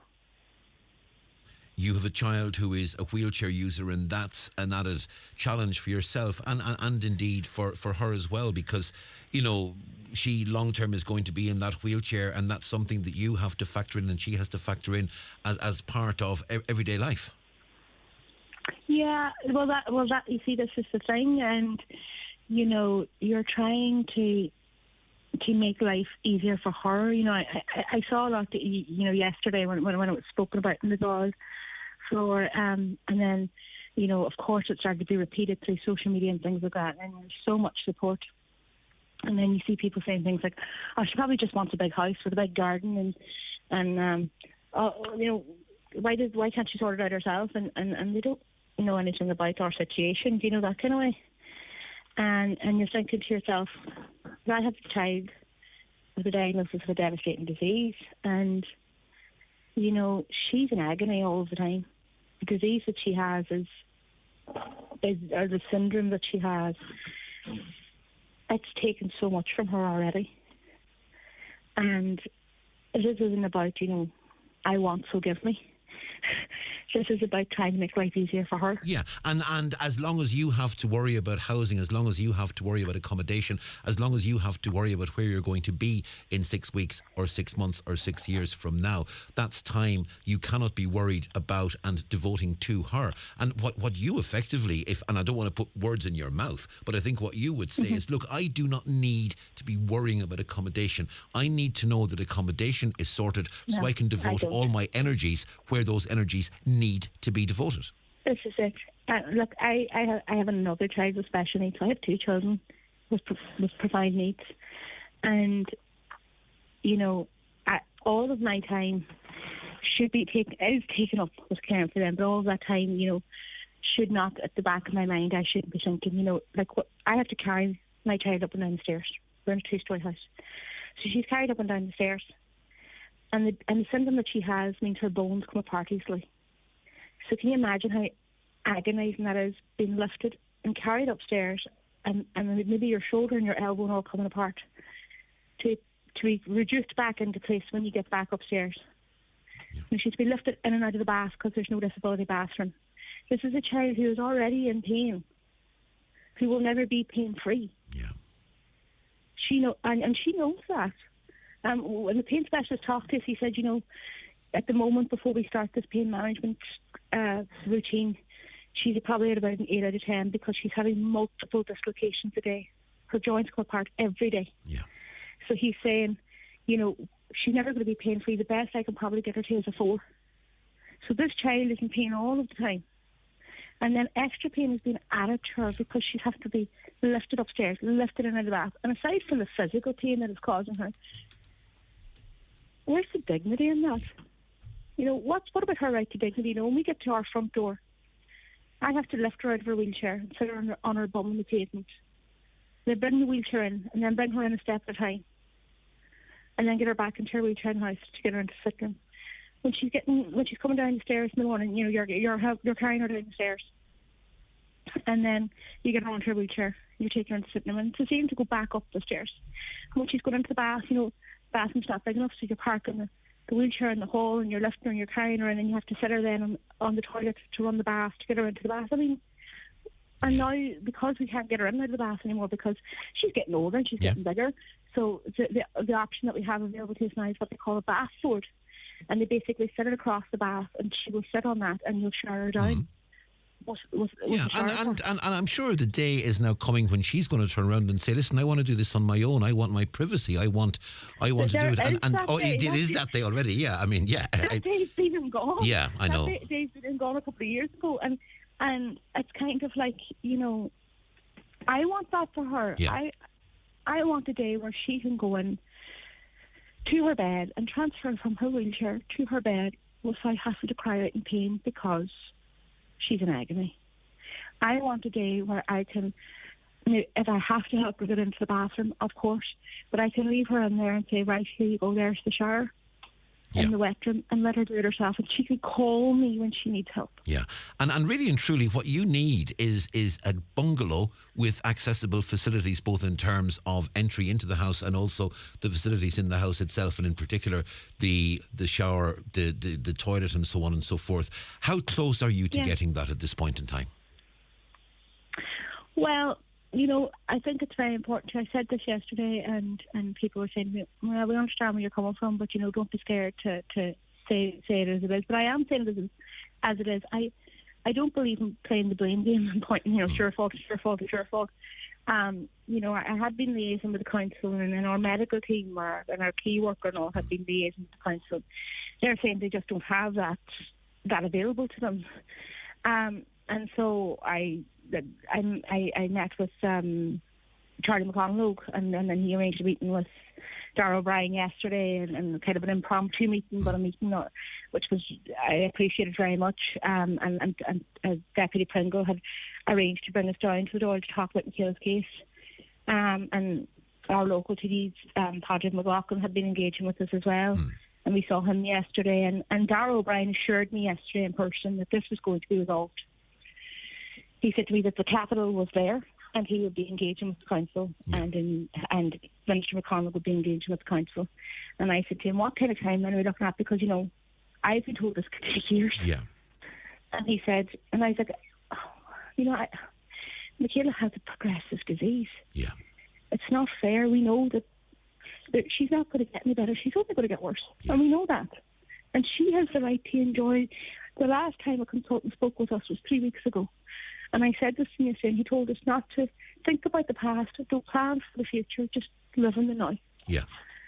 So that's what we have to do. And I said, and it's impossible to do that when you're lying awake at night wondering, how do I make this better for her? Yeah. Because I can't. Believe me, I have pulled the internet apart trying to find some sort of treatment, some sort of trial, anything that will bring her back to the way she was. Bring her back to the wee 4 and 5-year-old that we knew. Yeah. And it's not happening everymore. It's like, there is no cure for this. We're really sorry, but it's genetic and there's no cure. She had that when she was a 4 or 5, maybe it just wasn't presenting. Yeah. And you're going, okay, so I can't take this from her. I can't take it for her. So all I can try and do is make things easier for her. And what you're saying to Donegal County Council and to Dara O'Brien and to anyone who will listen is, look, we know the situation we're in, and what you're saying is, look, anything you can do and anything that the council can do to make the situation better. If you have access, as we said, a bungalow so you don't have to carry her up the stairs, a ramp so you don't have to pick her up and lift her upstairs and put the wheelchair in the front door and then walk in after and put her, as you said, put her bum first onto the pavement. I mean, if you can have a ramp into the house, if you can have a proper wet room with shower, if you can get those, at least you'll make her somewhat more comfortable and take some of the pain away. Well, we've had somebody out TSS and they can't put a ramp in because of the incline, they've said. Yeah. They would have to dig up the whole front area. Yeah. So where you are at the moment, it isn't possible. And they can't adapt this house. They said that. They said we can't adapt this house. It's just, and you know what? It's also really important to say that, this is not about demonising private landlords. The landlords who own this house are very nice people. We've never had a problem with them. After I moved out, my parents will continue to stay here. Yeah. They like it here. They find the landlords easy to work with. Yep. So this is not about, demonising landlords. I've heard a lot of people saying that recently. Yeah. These are nice people. It's just the house is not suitable for a person who is so physically disabled. Well, look, hopefully, as you said, Dara O'Brien is on the case, Charlie McConnell is on the case, Padraig McLaughlin, Thomas Pringle, Donegal County Council. Between them all, surely they can manage to say, OK, we're going to build what's necessary and it should be done. And look, hopefully it can be done in a matter of months. If not, well, weeks would be unrealistic. We won't be unrealistic, but certainly this needs to be a matter of months. You need to be in your new home before the end of this year. Yeah, please, God, because we're just about keeping our head above water at this stage. Well, look, Emma, all we can do is say, I mean, I feel for you, and I absolutely feel the pain, and I know how much you would like to get this, her health sorted, and you know the limitations, you know what's ahead, and you're facing that in a realistic way, as is Michaela herself as well. And all we can say is, look, hopefully anything that can be done by the council and by the wider society to make things better, to make things more comfortable, to make day-to-day life better and more bearable for you, hopefully that will be done and will be done immediately. In the meantime, Emma, our thoughts go with you. Thanks for speaking to us this morning.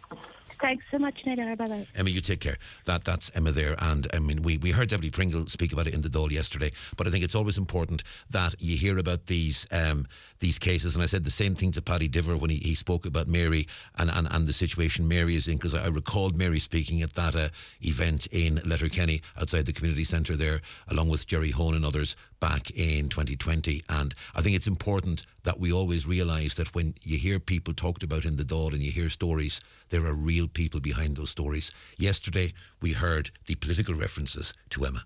Today, we heard Emma. Could it get any better as a senior citizen?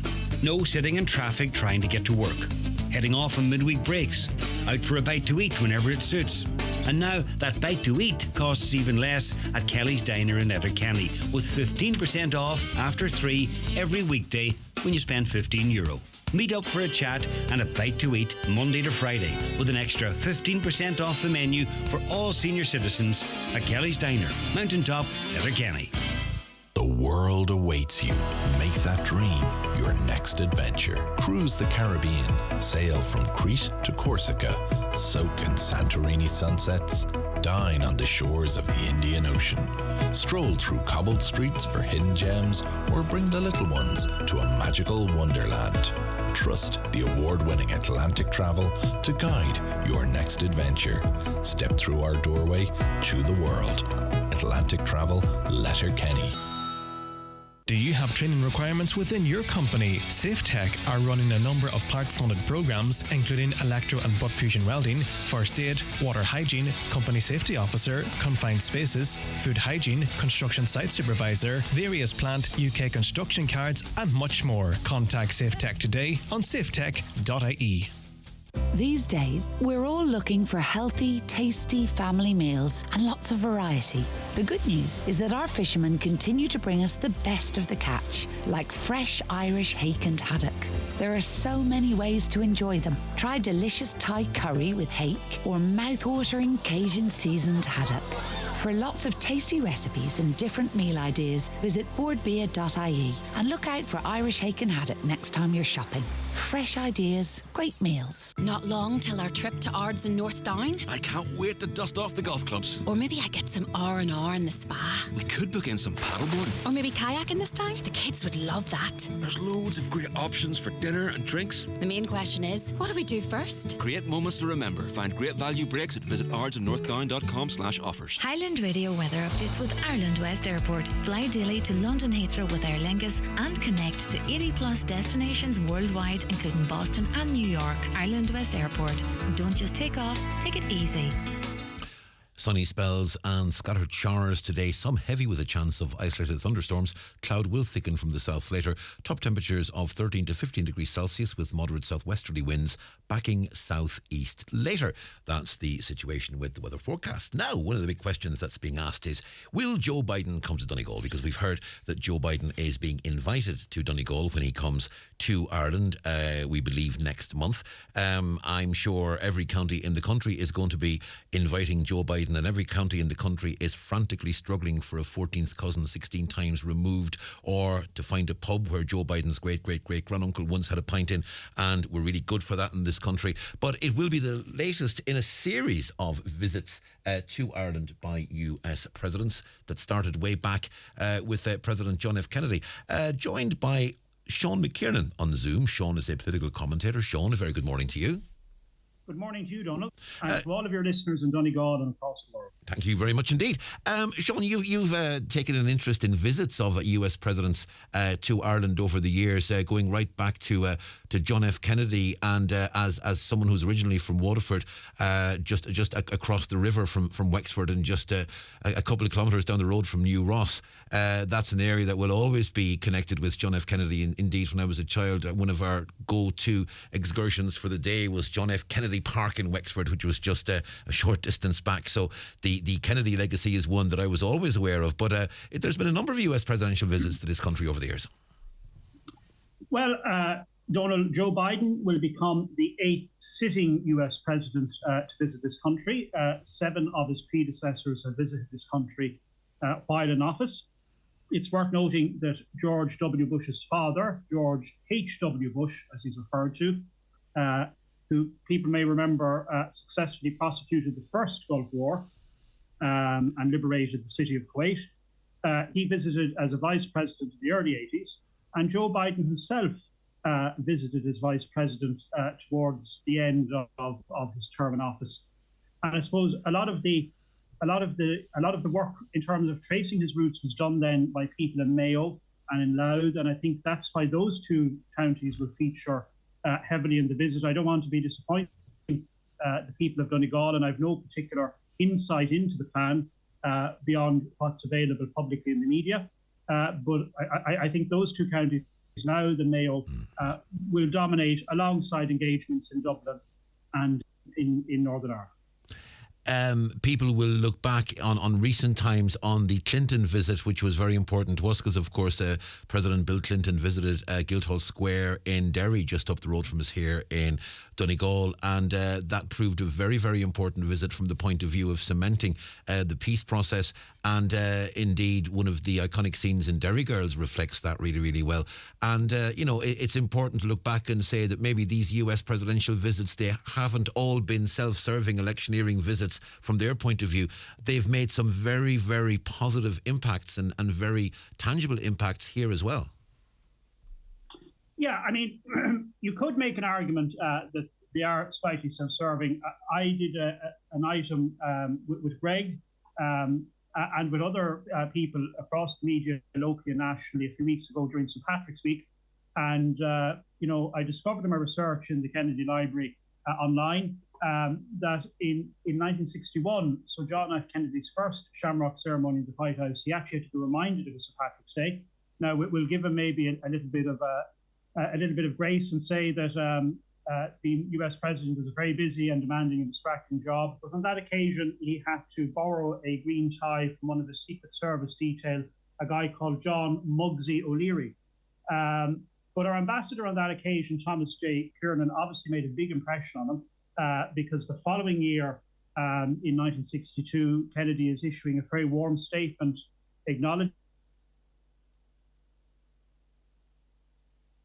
between the two countries. And of course, in 1963, you have that iconic visit, which you yourself have referred to very well, Donal, in your opening remarks. It obviously had a big impact on the people of the Southeast. It had a big impact on the people of the country. And Ryan Tubridy wrote extensively about this for the 50th anniversary and indeed did a TV documentary. And he called it 4 days to change the president. He actually talked about coming back in the spring. And that's deeply poignant because he didn't live to see the spring. He died in November. And in fact, he was deeply moved by the honour guard of Irish Army cadets that he saw on his visit to Arbor Hill during his 4-day visit. And he talked about it a lot with his staff after the visit, and such that, in actual fact, when he was being buried in Arlington Cemetery in Virginia, the flag ceremony, so people may be familiar with this from dramas on TV, etc., where the US flag is folded in a very poignant and beautiful way. And all of those graveside honours were actually done by Irish Army cadets because what he had seen in Arbor Hill moved them so poignantly. And I think actually there's a documentary available somewhere on that as well. When Obama came, there was almost a sense of the wheel turning full circle because Obama very much painted in many circles as the new Kennedy. And Obama, perhaps more than any other US president, came as, I don't want to use the phrase came as a rock star because it's something of a cliche, but it's not entirely wrong either because there was that element of that this was the big celebrity who was coming and, it was all this featherling and all that. And there was something about the Obama visit that sort of seemed to harken back to the first Kennedy visit. Yeah, I know you want to move on to Obama, but it was just to stress the first Kennedy visit. Tubridy said it changed the president. I would argue it changed the country. The country was starting to become more prosperous. Immigration was still an issue, but we were starting to become more prosperous. Lamass was Taoiseach. He was trying to modernise the country. We hadn't joined NATO. That left us a little bit isolated on the world stage. We were only fresh into the UN, etc. So that visit was about us arriving on the world stage. I think the Ireland of 2011 that Obama visited, obviously we've been shook by the financial crisis, we've been shook by the recession, but we were still a far more wealthy far more advanced country than we were in the 60s, more self-confident, more able to look at them as an equal. He was an extremely eloquent speaker. He was a historical figure, the first black president. As you say, there was that element of coolness about him. And I think the country needed something to cheer it up in 2011. It was also a very historic week. The Queen had been here. That visit had gone incredibly well. And I suppose we all felt very good about ourselves.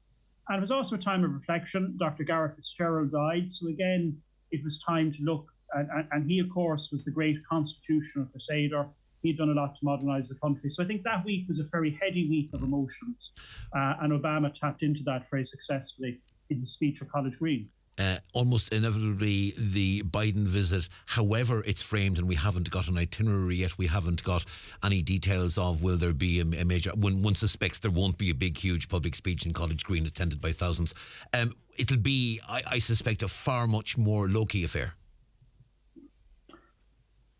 Well, I think probably in the regions, I suspect we're going to see big crowds because I would suspect the security risk is not as high. But I mean, I suppose security is a big backdrop to this because the issues in Northern Ireland are not successfully resolved. And if they are, there's always going to be a rump who won't be happy.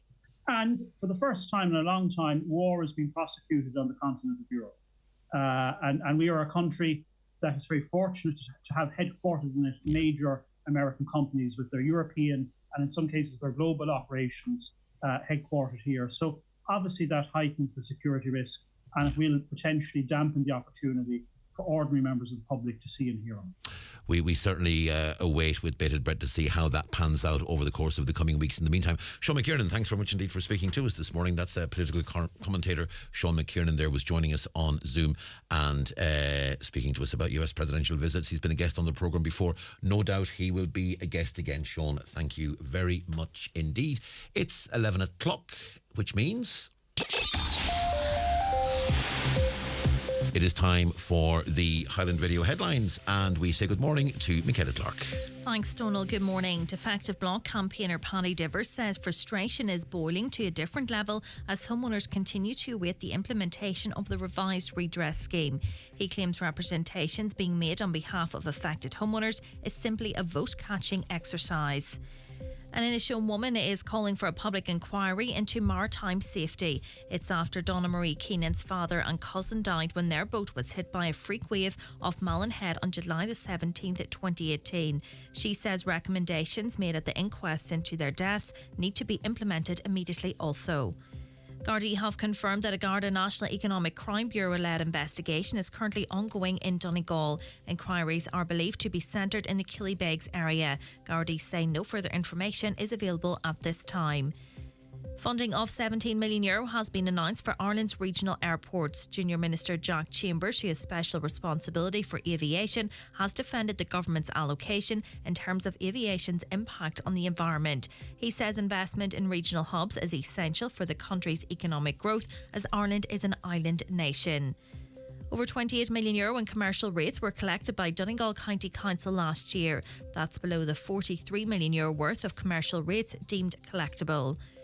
There needs to be a rise in PRSI rates to fund pensions in the future. That's the call from the Irish Fiscal Advisory Council, which says state and public sector pension pots are in danger unless action is taken. And repairs to a burst water main are ongoing in Craigan, Stranorlar and surrounding areas today. Property owners are advised that there may be some supply disruptions. Those are the latest headlines. We'll be back with an update again at 12 noon. Thank you very much indeed, Michaela. This is the 9 till noon show on Highland Radio. Going to take a short break. Back after these. Do you currently have vacancies that need urgently filled? Have you tried various ways to find new staff but didn't succeed? Let Highland Radio help you source and fill your current vacancies in the most cost-effective way. Simply sign up to our new job spot and we will tell our listeners about your vacancies both on air and online. Every Monday, Wednesday and Friday during our primetime shows, we will broadcast the latest job opportunities across the Northwest and into counties Derry and Tyrone. All job listings will be available online at highlandradio.com. For more information, contact the advertising team on 07491 25322 or email advertising@highlandradio.com. Highland Radio, we're here for you. Tams opens with sweeping changes for farmers. For more in your Farmer's Journal, here's Paul Mooney. Find out details on grants for animal housing, slurry storage, handling equipment and fencing. Border counties at risk as TB in Northern Ireland hits record levels. Minister plans for more acres places this year. Sheep prices up as Easter buying begins. Farmers' questions answered on the new suckler scheme. Plus in Irish Country Living, don't miss our 32-page Easter food magazine. Inside this week's Irish Farmer's Journal, you cannot afford to miss it. Sheridan Security, now introducing zero-wire smart alarm systems. Zero wire, zero mess, and a real peace of mind. With a simple press of a button, your alarm can be set or unset, or download the free app and control it from your phone. Call us today on 074 912 6025 and get your alarm from €299. Stay local, stay safe, and protect what you value most with Sheridan Security Systems. All footwear is reduced to clear in the big closing down sale at McGarrigle Shoes, Letterkenny. All men's shoes and boots must go. Also, all ladies' footwear at knockdown prices. In the closing down sale, now on at McGarrigle Shoes, Main Street, Letterkenny. Super Value makes saving money as easy as 1, 2, 3. 1. We match Aldi on the products you love. 2. Great special offers like Lure Coffee Pods 20-pack and Pepsi 9-pack cans €5. Exclusive to Real Rewards members only. And 3. Money off vouchers every week on the app. So, follow the 1, 2, 3 and save money at Super Value. T's and C's apply. Welcome back to the third and final hour of the 9 till noon show today. Many people looking forward to the Clonree Hotel in Letterkenny tomorrow night, March 31st. The Marty Party is coming to town. Marty Morrissey and his friends bringing a night of entertainment, and we're promised a night of entertainment like never before. Honor and a host of others already confirmed, and now this week confirmation that the Whistling Donkeys have been added to the lineup, and everyone really looking forward to this. No one more so than Marty Morrissey himself. Marty, good morning. Good morning, Donal. Lovely to be back on Highland Radio. And looking forward to being in Letterkenny later on tonight and certainly tomorrow. Yeah, and looking forward to the Marty Party. Oh, absolutely. I must say, it was a very sort of a pleasant shock. I came into work about 2 weeks ago now. I walked in, and you walk into our kitchen, there's a table to your left, and then there's a chair at the back of the table beside the door. I walk in, I turn around to say hello to Sean, and there sitting over at the end of the table is Marty Morrissey. It's like, oh, there's that. It's amazing the people you meet when you come to work in this place. Absolutely. Marty, it is great to talk to you, and this... And I know I can't help but thinking Oliver Callan had something to do with actually promoting the title of all this, because this is one of the best examples I've ever seen of a bit of satire actually almost becoming real. Well, it is really, because Oliver Callan and Mary Rosenstock on their programme were mimicking me with my pink shirt and white teeth and hair all over the place, and the shirt open down quite low, which isn't me, of course, at all, Donal. But then I began to, instead of saying Marty Morrissey, RT News, Letterkenny, County Donegal, it's hi, I'm Marty and I like to party, which is true.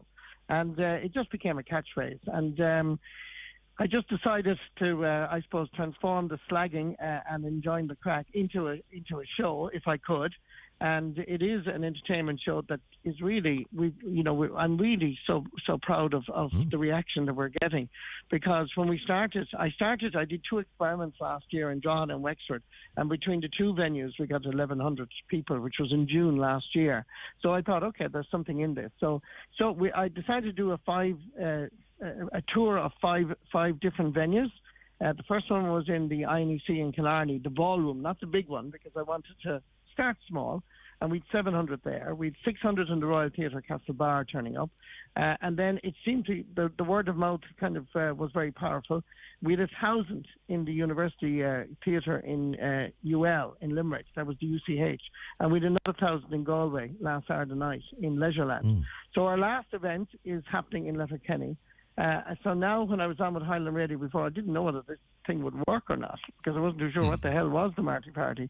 I have a better idea now, and we've a good crew coming tomorrow night, and I'm hoping the people of Donegal and Derry and Tyrone and Sligo will all come out and have a great night's cracking entertainment.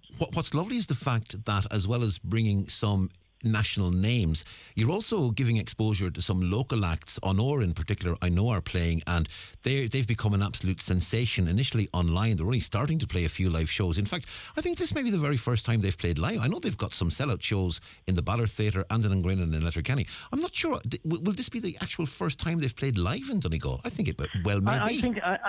I think it is. I think you're dead on, Donal, because they told me when they were in Limerick, because I heard it from a friend of mine, and she said to me, they really are powerful, and they are. I think they're brilliant. I had them on my own radio show on RT on St. Patrick's Day, and the reaction was just phenomenal, because I think they deserve. I mean, Donegal people should be very proud of them, but they are a national. I think they have national talent. It's not just local talent. Oh, they are of that high caliber. And I know that they told me they've been performing and practicing and rehearsing and writing and getting it right, because there were two duets coming together. And but their voices are just I think they're great, and they're the nicest guys. So I as a result of that advice, I asked them to come join me in Limerick and in Galway. And I'd be honest with you, Donal, they stopped the show. They were that good. So I hope the people of Donegal will come out tomorrow night in the Conry Hotel in Letterkenny. We now have tickets available on Eventbrite. That's www.eventbrite.ie. You can also ring the Conry Hotel and get tickets on their website as well. And I think even for Honor alone, coming back to Letterkenny for their first public outing is fantastic. And as you said, the Whistling Donkeys, who are a major successful band. They were on the Late Late a couple of weeks ago, and they're huge as well. They're County Tyrone band. We had the Tumlin Paddies from Fermanagh with us in Galway. They opened the show, and they were fantastic. But I'm really looking forward. The Whistling Donkeys, I love myself, and I think that they're going to get bigger and bigger and bigger. And they too are great guys. And I'm looking forward to having on the show tomorrow night. These are very much the kind of nights we dreamed of just 2 years ago. That at the height of pandemic, there was this, will we ever get out again? Will we ever have a night of crack again? And I think what we're seeing and what we're maybe appreciating more now are nights like this, where people are going into theatres, they're going into hotels, and they're just sitting back, they're loosening the tie, and they're being entertained. And if ever a society needed that, and if ever there was a time it was needed, it was us, and it's now. Yeah, you're dead on, Donal. And that, you've summed up my motivation. I think that, I think COVID, and I suppose it's well known, I lost my mum there a year and a half ago. And you said to yourself, God, we really need, every day is a great day when you're alive and well and you're healthy. And, we got to embrace it and make the most of it. And that's really the motivation behind this. And that's why I wanted to make it a party and have various acts and have musicians locally intermixed with people who, like Charlie McGettigan and Paul Harrington, who won Eurovision, who will also be with us tomorrow night, to be on the same stage as them and get a bit of a profile and have a platform. Because, years and years ago when I was a child, you're Top of the Towns, and you remember when I was a child as well, you had the good old days on BBC and all those kind of things. Yourselves. Oh, I remember that well. Yeah, correct. Down at the old Bullen Bush. So this is different. When you go to Ed Sheeran or you go to Westlife, you know what you're getting. In this instance, you don't know what you're getting. But that's part of the magic of it. You don't know what's coming next. Although we have to tell people what they are getting. And apart from Honor and the Whistling Donkeys, we had one of your own, a young fella that I believe is very good, David James. David, I know him. I've come across him actually. He'll be sitting on the chair I'm sitting on. He'll be sitting on it in about 3 hours' time. Actually, yeah. We have Raymond Sweeney's Realtor dancers coming. We've Cordia, who had TikTok. They hit 19 million views on TikTok, and they sang for the President Joe Biden as a result of that, and they were on Good Morning America. They're coming. And Shauna McStravack from across the border there in County Tyrone from Ardbow is coming, and obviously Paul Harrington and Charlie McGettigan. We have prizes to give away. You can win trips to Europe, I think it's to France, from Shannon Airport. We have hampers, thanks to XL Stores, who have been outstandingly supportive of me, and we've holiday vouchers to give away in hotels as well. So if you can imagine Anton Deck, Michael McIntyre, a bit of the late, and good old-fashioned wild fun, that's going to be the Clanry Hotel tomorrow night in Letterkenny. So do come along. Ant and Dec couldn't hold a candle to you, Marty. Let's be honest about it. I also have to say, and we all know that you're well known as a GAA commentator and a GAA pundit. You're coming to Donegal, a county with a long GAA history, which is at the moment something in turmoil. Would you have any advice to offer if anyone comes looking for it? Because if the one thing of the GAA fans in Donegal are going to be looking for a bit of comfort at the moment. Well, look, the people of Donegal are passionate GAA supporters, and they're also, when I think of the great footballers that Donegal have produced, from the 1992 team to the 2012 team, is just phenomenal. And I love Donegal anyway, and that's why I'm bringing the show to Donegal. But I don't think they need my advice. But sometimes sitting around a table and battling it out, having it, not doing it in public. And ironing out all the difficulties, because the only thing that matters is Donegal football and Donegal GAA. And the GAA family will, I hope, put their arms around each other. I know there's different views in different camps at the moment, but you know what? You've got to remember that the most important thing is Donegal football, Donegal GAA. Sit around the table, sort it out, and do what's right for Donegal. That's the only bit, and I'm not even trying to give advice, but ultimately that's what people should do. Finally, this is the sort of a format that could well translate onto the screen, and one can't help but wonder if this formula or a variation thereof could potentially transfer onto the screen, maybe at 9:30 on a Friday night at some point in the future. Donal, I think you're the best. That was a nice little probe, and you never know what might happen. We'll leave it to the gods, and we'll see what happens. But I think it has potential. I mean, considering the crowds that have turned out. I mean, when you're sitting in an apartment in Dublin and you're putting a blank sheet of paper in front of you and say, okay, how am I going to do this? And you then see, thanks be to God, and I thank the people for coming out in their thousands at this stage to watch to enjoy the crack and the 4 shows. And please God, there'll be a big crowd in Clanry Hotel tomorrow night in Donegal. And they'll have a bit of fun. They'll have a laugh, I hope. They'll have a bit of crack. They'll enjoy the music. They'll enjoy the dancing. And that's what it's all about. And if that transfers to a TV audience down the road, well then, so be it. We'd all be happy. Marty Morrissey, it's been an absolute pleasure speaking to you this morning. Safe journey to Donegal, and we look forward to seeing you in the Clanry tomorrow night. And can I say, Donald, thanks to Highland Radio for all their wonderful support between Sean and David and all the crew in Highland. They've been outstanding, and I do appreciate it. So thank you. Marty, thank you, and safe travels up. We'll see you tomorrow. That's Marty Morrissey there, presenting the Marty Party in the Clanry Hotel tomorrow night. And I know a lot of people really, really looking forward to that. 11:15, time for a break. The county's #1 talk show, the 9 till noon show on Highland Radio. The one and only Tom Jones is back, and we're going to be there. Join us as Highland Radio hit the road to see the timeless legend as he headlines Belsonic 2023, Friday 16th of June. Your trip includes luxury transfers, bed and breakfast in the 4-star Clayton Hotel Belfast, and your standing ticket to the outdoor event. Contact us today on 074 9125,000 to see Tom Jones at Ormo Park Belfast, Friday 16th of June. You could run, you could dance, or you could just breathe. The Bernardo's Big Active, supported by Aldi, is happening in schools across Ireland right now, and it makes doing good feel great. It gets classmates of all ages active while supporting their mental health and well-being. The Bernardo's Big Active, supported by Aldi, will raise vital funds to help Ireland's most vulnerable children. Sign up today at bernardos.ie/Big Active. For great nights in, choose Centra and choose great big savings while you're at it. Choose one selected Hunky Dory Sharing Crisp bag, one selected Cadbury chocolate pouch, and one selected 7-Up Pepsi R Club 1.25 litre, all 3 for €5. Whether it's a big game, movie or box set, make it a great night in with Centra. Centra. Live every day. Don't know if you know Alice and Pat. Late 40s, couple of kids, been together 17 years. Never married, of course, but that's not a problem. Until something happens. And suddenly words like unmarried, inheritance, and substantial tax bill enter the equation. You never need proper estate planning. Until you do. That's why the experienced team at McElhenney & Associates are here to help. Find us online or call 074 917 5989. McElhenney & Associates, Solicitors, Stranola. Highland Radio time checks with Expressway. Travel route 32 from Letterkenny to Dublin.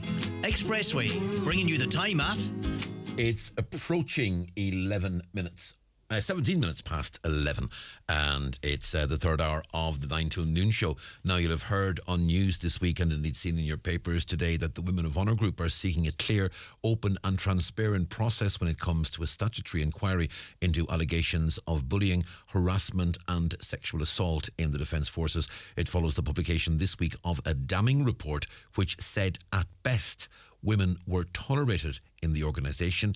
At worst, the report says they were verbally, physically, sexually and psychologically abused. Yesterday we heard the Chief of Staff of the Defence Forces saying that there is no place in the organisation for anyone who was behind such activity. Delighted to say that I'm joined on Zoom this morning by Karina Malloy, a retired company quartermaster sergeant and a founding member of Women of Honour and a author of the book Women in Defence. Karina, very good morning to you. Thank you very much for having me. It's our pleasure, Karina. Karina, the report that was published this week very much vindicates what you and your colleagues in Women of Honour have been saying for the past number of years. Yes, for the past number of years, and it's a fantastic vindication for all the male victims that have suffered before women ever joined the Irish Defence Forces. So we are happy to say that both male and female victims have finally been heard and have finally got their voice heard. We're very happy with the report. There's a very interesting story in the Irish Independent this morning which says that initially the Army had been saying to ministers in Oireachtas committees and so on that there were issues, but they were historic, they were in the past. The paper this morning saying what's now coming to light is the fact that this is not historic. This has been happening right up to the present day. Yes, that's true. I mean, the report is a bitter pill for the organisation to swallow, and it's going to. If it's going to make the organisation a safer place to work, then it's time for the organisation to take its medicine and to step up to the mark and to move into the 21st century, and be accountable for their actions. Suggestions as well that whereas in the past allegations may have been investigated effectively internally by the military police, that now allegations will be investigated by Gardaí. That's something I'm sure you would very much welcome. Yes, we very, very much welcome that new legislation will come into fruition.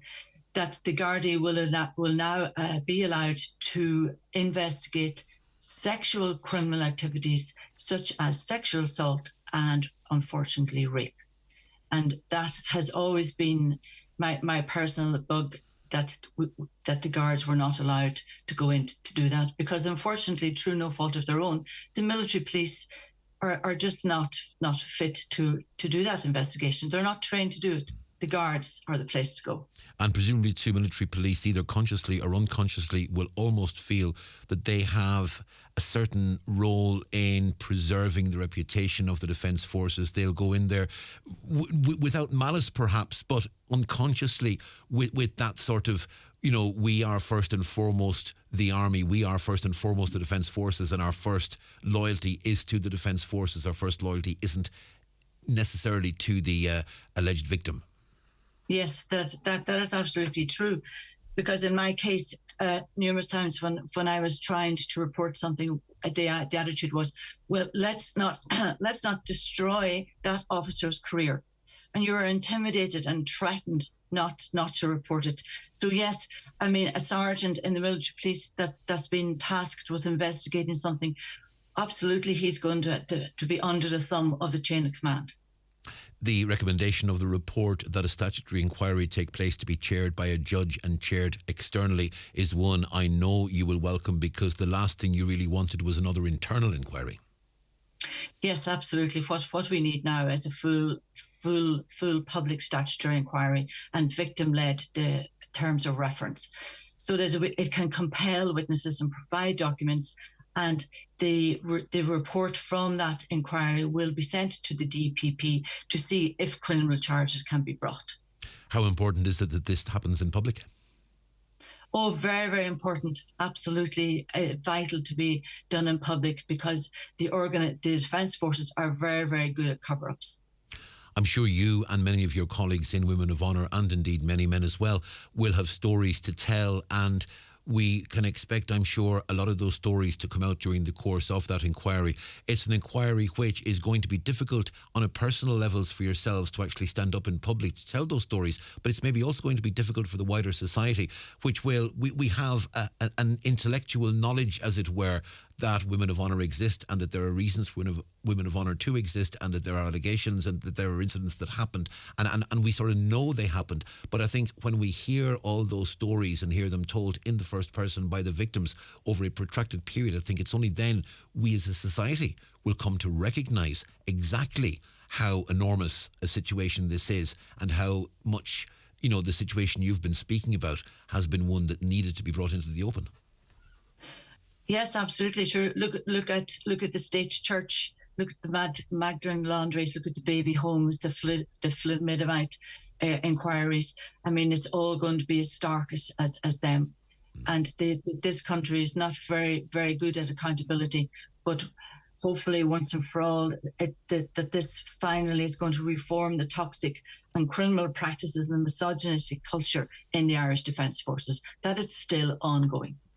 Do you believe the Irish Defence Forces can eventually emerge from this process, perhaps bruised, perhaps slightly broken, but better? Yes, absolutely. It must become a better and safer place for males and females to work. And are you confident that will be the case? Providing we get a full statutory public inquiry, victim-led terms of reference. They cannot hide anymore. Karina Malloy, retired company quartermaster sergeant, founding member of Women of Honour and author of the book Women in Defence. Thanks very much indeed for speaking to us this morning. We will await to see what happens with interest. Thank you very much for having me. Karina, thank you. And that's Karina there from Women of Honour. And it's a very big story. It's a very big issue. And, you know, the hashtag is there is no room for misogyny. And the sad reality is there has been a lot of misogyny in the Defence Forces over the years and a lot of men suffering as well.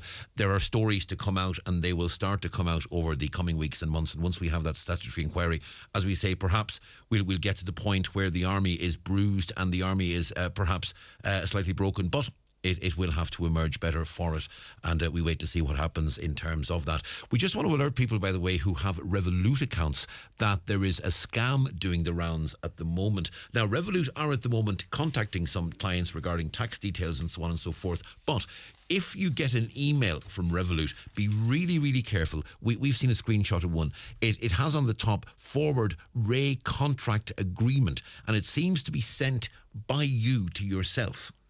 And it's basically a Ray contract agreement, and it's got this attachment that says signed a agreement SHTML download, and it's a file, and then there's a question: when and where did this happen? Now, obviously, anything you ever get that sort of says something like, when did this happen? Is this you? And you see a suspicious email like that, and there is some sort of an attachment that says download. Don't ever click download unless you're 110% sure of the validity of the file you have there. That is rule number one when it comes to these sort of things. But there is a Ray contract agreement. It seems to be something that you've forwarded to yourself, and it has this SHTML attachment signed agreement that you're invited to download. And as we say, please don't. That's Revolut. Now, there are no shortage of scams doing the rounds at the moment, and we would, as we say, ask you to make sure not to click anything like that if you are in any way suspicious. Now, I want to go to the Locks Agency because there is a public consultation taking place on the Locks Agency's waters with regards to action plans. The Locks Agency have control of two waterways. There's Carlingford and there's Foyle. Obviously, Foyle is our main area of interest. Joined on the line by Kieran McGonigal of the Locks Agency. Kieran, good morning to you. Good morning, Donal. Kieran, it's a very important one because obviously there is a lot of use made of Lough Foyle by anglers, by fish farmers. It's a renowned area for shellfish and shellfish cultivation, and all these things, along with the tourism potential, are going to be discussed over the course of this consultation. Absolutely. As you've alluded to, Donal, angling in the northwest, was really, really important to the local communities. We have a wide, diverse range of fish species, beautiful scenery, and a dedicated angling community here. It's one of the best areas in the world for fishing, to be perfectly honest, and it's our job as the Lochs Agency to continue to work together with these local angling communities to protect and conserve the waterways and fish populations for future generations. And obviously there's tourism potentials as well, plus there is the aquaculture potential, and there's always going to be some tension between those who are promoting aquaculture and cultivation, and then, you know, particularly with the beds and so on, and we have seen some of those on Loch Foyle, and there's always going to be that balance to be struck. I mean, are you confident that the Lochs Agency has been and will continue to strike that balance between angling, shellfish cultivation, aquaculture and tourism? Absolutely, yeah. We will continue to endeavour to increase habitat capacity, ensure fish stocks continue to thrive, balance, as you say, the need for commercial exploitation of shell fisheries in Loch Foyle with the management of productive and sustainable angling fisheries as well. So we'd like angling clubs to be vibrant and resilient in the future, and we're looking at trying to promote resilient communities. So, you know, very much these documents are all about trying to engage with the local communities, bring them on board with what we're doing and support what we're doing. Now, last year saw a stakeholder consultation process where you had detailed discussions with the angling clubs and with others to get their perspectives on this. Now the consultation is broadening out into the wider arena, and with that in mind, there are two very important information sessions taking place next month, one in Derry, one in Ballybofey. Absolutely, yeah. We're holding a series of these information sessions throughout the catchment areas in April. As you say, there's one in Jackson's Hotel, Ballybofey, on Monday the 24th of April from 6 p.m. to 9 p.m. that some of your listeners would be interested in.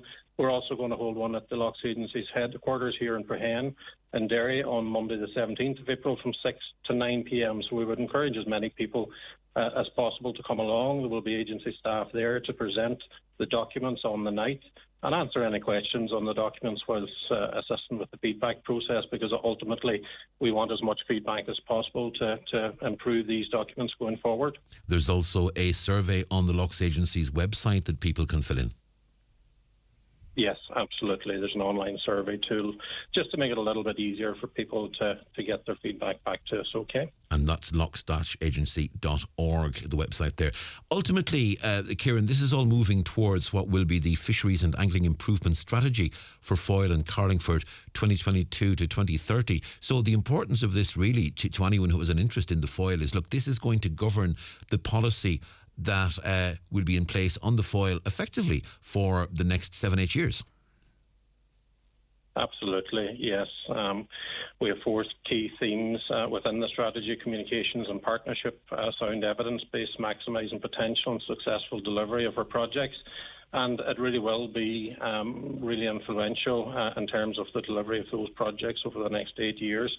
We're looking at using nature-based approaches, promoting the involvement of our local clubs in the projects that we do. We have a very good reputation for delivery on the ground. We've planted over 20,000 trees last year, installed over 18,000 metres of fencing, provided over 300 new angler access points throughout our the Foyle and Carlingford areas. So realistically, this strategy document will be the definition of what we're going to be doing, and now is the opportunity for people to put their spoke in and try and shape it and mould it and make sure that we can deliver fully for our stakeholders over the next 10 years.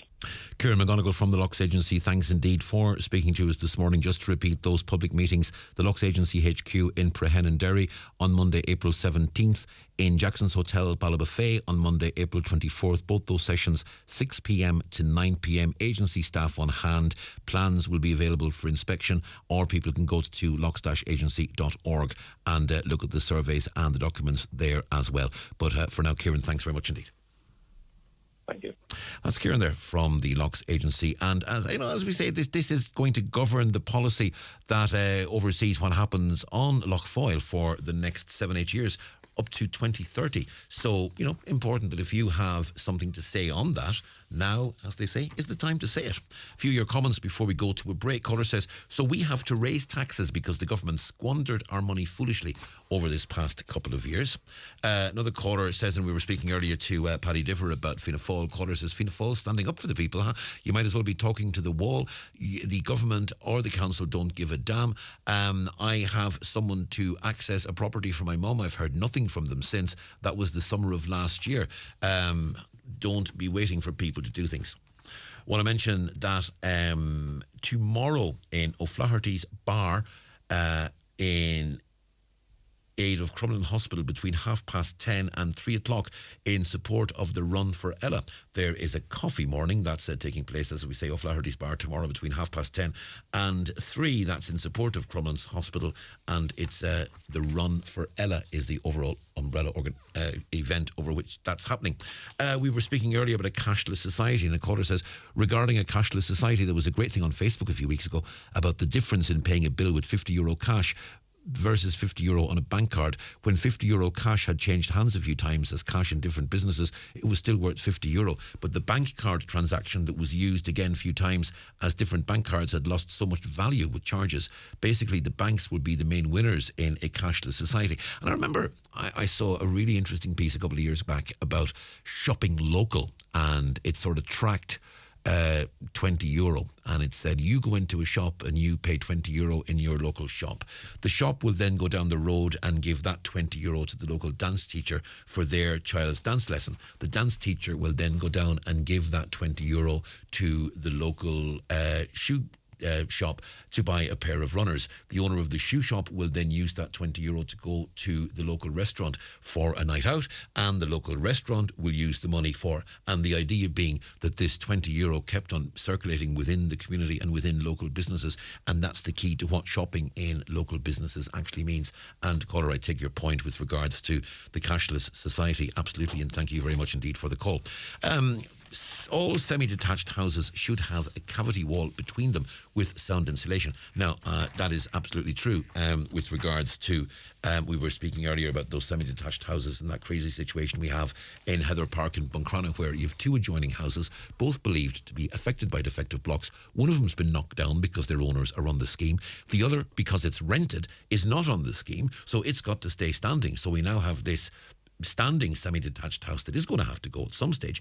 The house beside it's been knocked, and it's all a little bit crazy. Now, let's go to a very short break. After that, we'll be back with our next guest.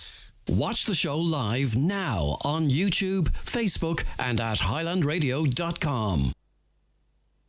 At ESB Networks, we're connecting Ireland to a clean electric future.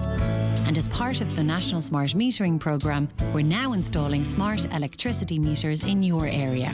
Your new smart meter will reduce the need for estimated bills, help you to manage your electricity usage more efficiently, and enable you to access smart electricity products and services.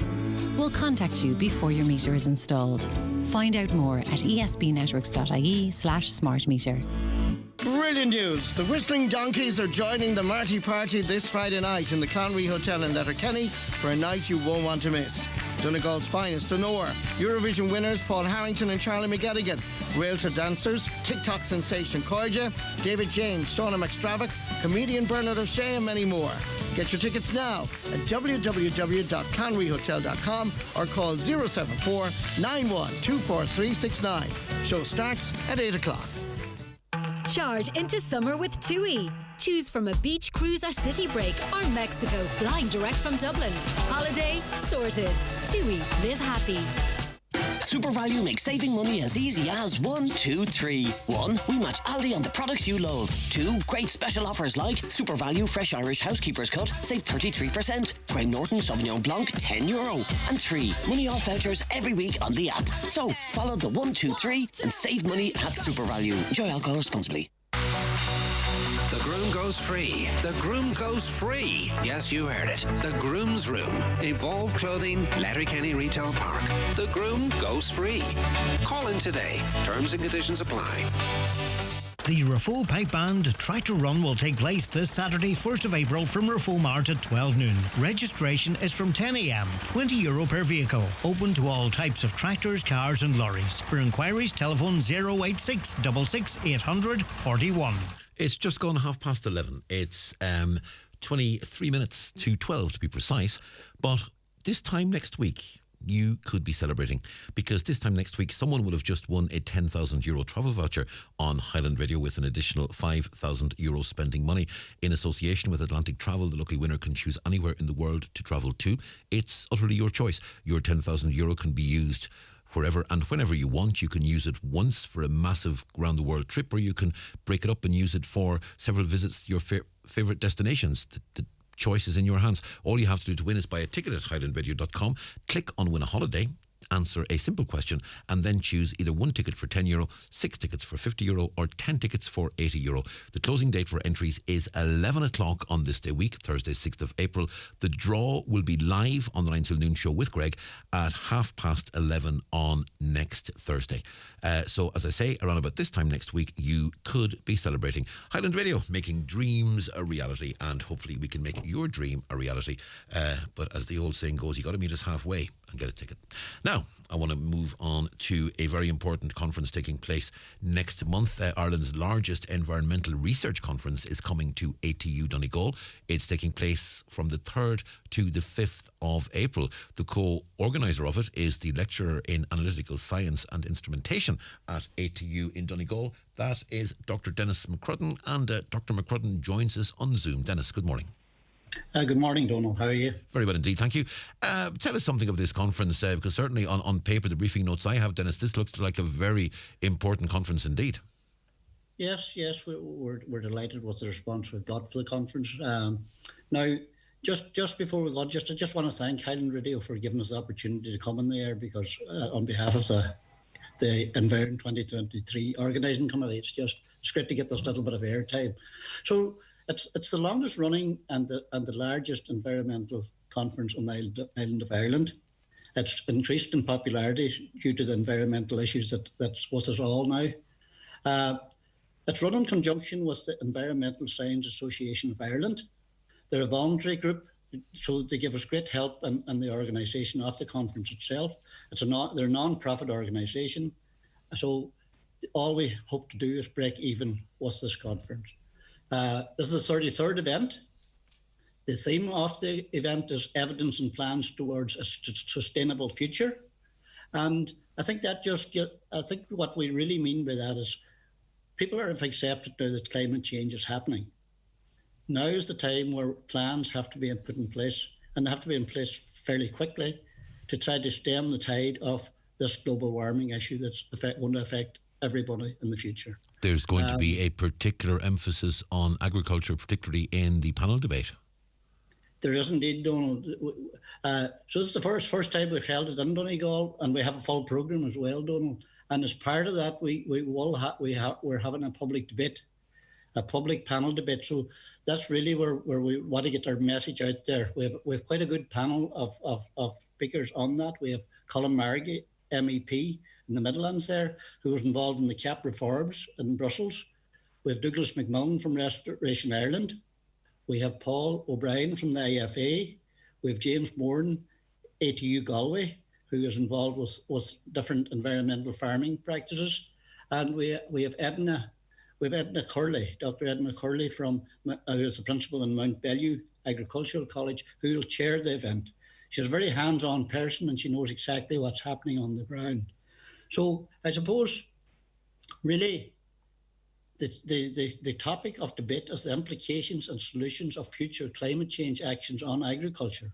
So there's a lot of things coming down the line now for anybody that's involved in agriculture, and in particular the farming community. And, I suppose scientists want to work with farmers. We want to work with farmers. They have to be part of the solution. Therefore, they can't be expected to do all these adaptation measures and mitigation measures without some sort of compensation. There has to be some sort of compensation there for them. And part of the problem has been that this debate's been very much phrased in what farmers will have to cut, what farmers will have to lose, what farmers will have to not do. The reality is farmers have been working the land for generations, for centuries. And, you can argue no one knows the land better than farmers. So you can have someone like yourself who's an analytical scientist and you can bring all the evidence-based and everything else to the table. But farmers can bring a lifetime of experience and generations of experience. And if the two of you work together, that's going to be the optimum way in which solutions are found. If a government tries to impose restrictions and cuts, it's not going to work.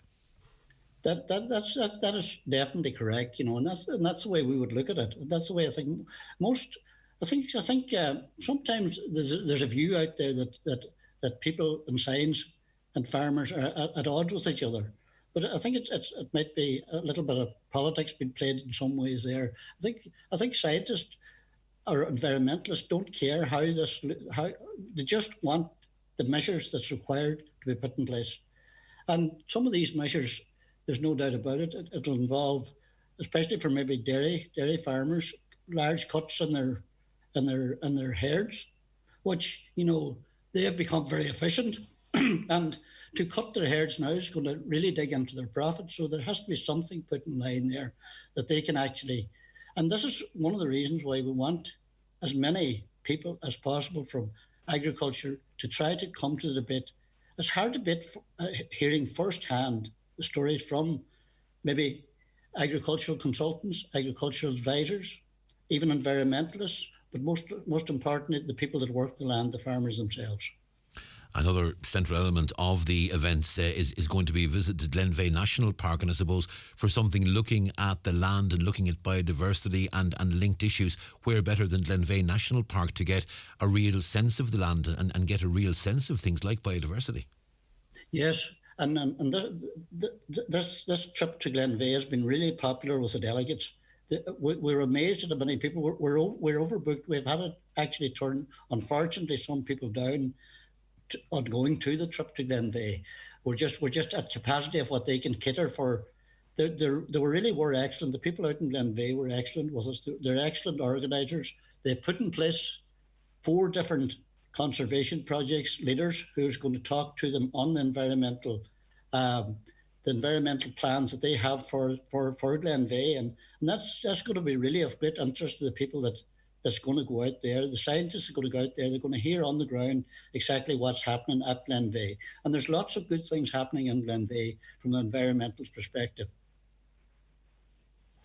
From the point of view of organising the event, obviously you're on the organising committee yourself, Dennis. It must be a difficult one. I'm sure you've attended previous conferences yourself, just as a delegate. It must be very different now to be on the other side of the fence, as it were, be one of the organisers. You suddenly appreciate, I suspect, what all your predecessors had to do over the years. I had no idea what I was getting into, Donal, to be honest. I had no idea what I was getting, but I had brilliant help from the organising committee in ATU Donegal here, and the scientific committee as well. So there's 2 committees, if you like. But even at that, there's Sinead Mackin that works as administrator with the ESAI that I mentioned earlier, did a lot of the groundwork. She's been involved for many years. So it was great to have somebody that knew when we had to have something in line. But even at that, Donal, it was a much greater task than ever I imagined. And I now, as you say, I now appreciate people who organise large-scale events such as this, how many different pieces has to be put in place before you actually get to Monday morning. Yeah. Get to that point. But at least we did get the promise when we were talking about the transition from the ITs to the ATU, and we were talking about the whole Connacht Ulster process and all that over the years. One of the promises made was that it would be the ATU would become a central part of the community, and we'd see far more research, we'd see far more engagement, and I think events like this very much are making that promise a reality.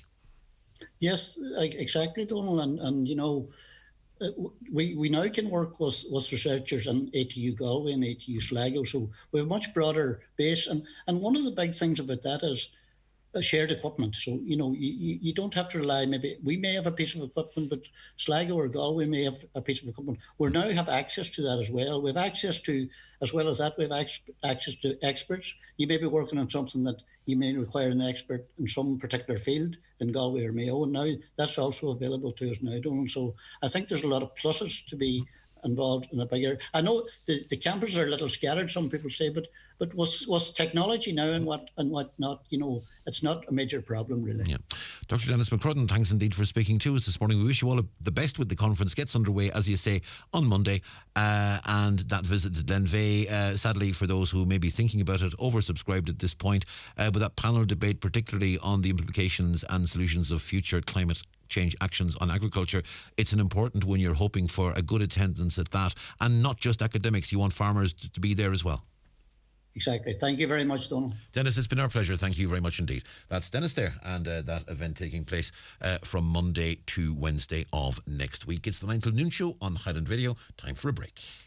Don't miss Jimmy Buckley at the Highlands Hotel Glenties on Good Friday, 7th of April. Doors open at 8 p.m. with early dancing to Conor O'Donnell. That's dancing to Jimmy Buckley at the Highlands Hotel Glenties on Good Friday, the 7th of April.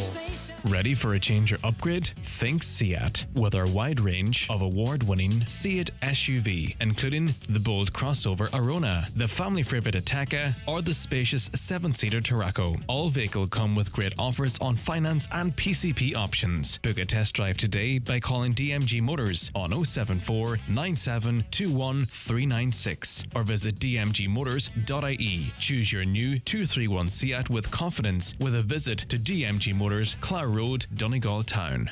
Super Value makes saving money as easy as 1, 2, 3. 1. We match Aldi on the products you love. 2. Great special offers like Super Value Fresh Irish Housekeeper's Cut, save 33%. Graham Norton Sauvignon Blanc, €10. And 3. Money off vouchers every week on the app. So, follow the 1, 2, 3 and save money at Super Value. Enjoy alcohol responsibly. Attention all sports fans. O'Neill Sportswear have an amazing clearance sale happening in their Strabane warehouse. For 4 days only, from Thursday through till Sunday, you'll find everything you need to look and feel the best on the field. From jerseys to shorts, tees to hoodies, they've got it all. We'll see you there. O'Neill's. Live for it. Some people get up early every morning. But on the morning of May 6th, we want everyone to be up for the most important sunrise of the year. Whether it's your first time or 10th time, join Pieta and Electric Ireland for this year's Darkness into Light. On May 6th, everyone's welcome. Sign up, take part and raise much needed funds for suicide prevention at darknessintolight.ie. Highland Radio weather updates with Ireland West Airport. From March 26th, Aer Lingus will operate a daily service to London Heathrow, providing onward connections to 80 plus destinations worldwide. Ireland West Airport. Don't just take off, take it easy. Sunny spells and scattered showers today, some heavy with a chance of isolated thunderstorms. Cloud will thicken from the south later. Top temperatures this afternoon 13 to 15 degrees Celsius with moderate southwesterly winds. They'll back southeast later. And that's the way the weather is looking at the moment. A query in from a caller, and it simply says this. Hi Donal, as an elderly couple with a mica house, if we die before redress, does the claim die with us, or does it continue with the person the house is willed to? There's a sadness to that question. There really is. I would certainly expect, and I would hope, that the claim would continue with the person that the house is willed to, that if a claim is being moved in respect of a house, the claim is moved in respect of that house. And if the current occupants sadly are no longer with us, and long may it be before that's an issue, I hasten to add. But if it does become an issue, that should not make any change whatsoever to the claim. The claim is being made in respect of the house. That would be the way I would look at that, and hopefully that is the situation. Speaking earlier to Paddy Diver, Paddy mentioned a Mary O'Regan in the course of his, and I asked if that was the lady who had spoken, because the name resonated with me, because I had attended the MICA protest, the first one that took place outside the community centre in Letterkenny, which, if I recall correctly, was at about May 2020.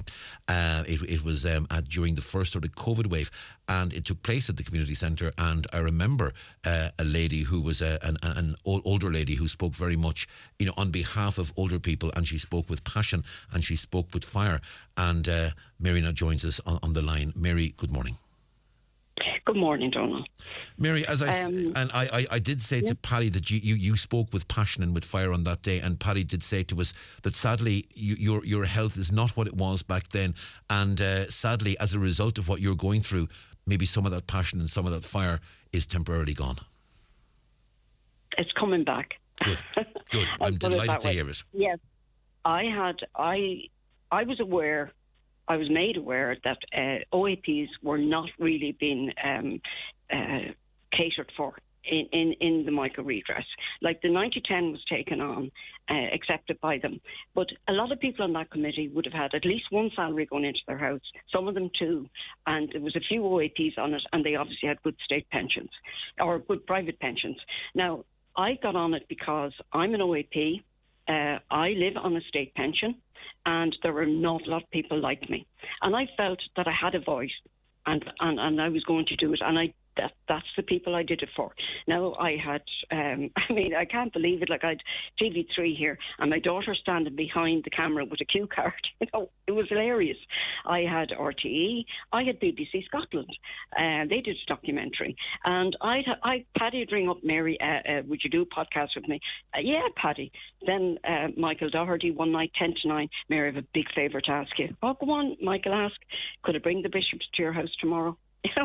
And everything was yes. And I did a lot of videos, and I ended up going to Brussels, part of the MICA delegation. And the second night in Brussels, no, I didn't feel well. And when I came home, people were saying to me, Mary, you don't look well. Are you okay? And got through Christmas, and on St. Stephen's night, as we would call it down south, I went upstairs about 8 o'clock. My bedroom was my sanctuary. It was my bolt hole. It was the one place I felt safe. And I have a beautiful little dog. We went up to the bedroom, and I would play tug of war with him. He'd fall asleep. I would be doing games on the phone, or I'd be reading or watching television. And I happened to look up and say, oh gosh, it's nearly 12 o'clock. I better get up and bring the dog out. So normally I would go into the bathroom, and then me and the dog would go out. But that night, for some reason, when you walked out of my bedroom door, the staircase was directly to your right. Actually, it was a very dangerous situation. But I stood at the top step, and there was a big cloud in front of me. And I remember nothing else until I was being wheeled in a bed. I didn't know where I was. It was 3 nights later, and I was being wheeled in I don't remember ambulance men. I don't remember emergency department or anything like that. And I put it all down to stress and anxiety for what? I probably overdid it for a woman of my age, not realising it. And I'm at the stage now, I'm 72. With that fall, I had a bleed in my brain, fractured skull, fractured coccyx. Now, today, I have no sense of taste or smell. Absolutely no smell, and the taste is sweet, sour, savoury. Yeah. I've learned to live with that, but only recently I've realised how dangerous that is, because I had a little problem with the dog, and the vet says, the breath gets fresh, fishy, and I said, well, I can't smell. And then I thought, gosh, I have a gas cooker. And all this, I do put it all down to all the stress and anxiety. This was my divorce settlement, this home. It was my forever home. Yeah. And I have experience in interior design, and I did the house out to the last.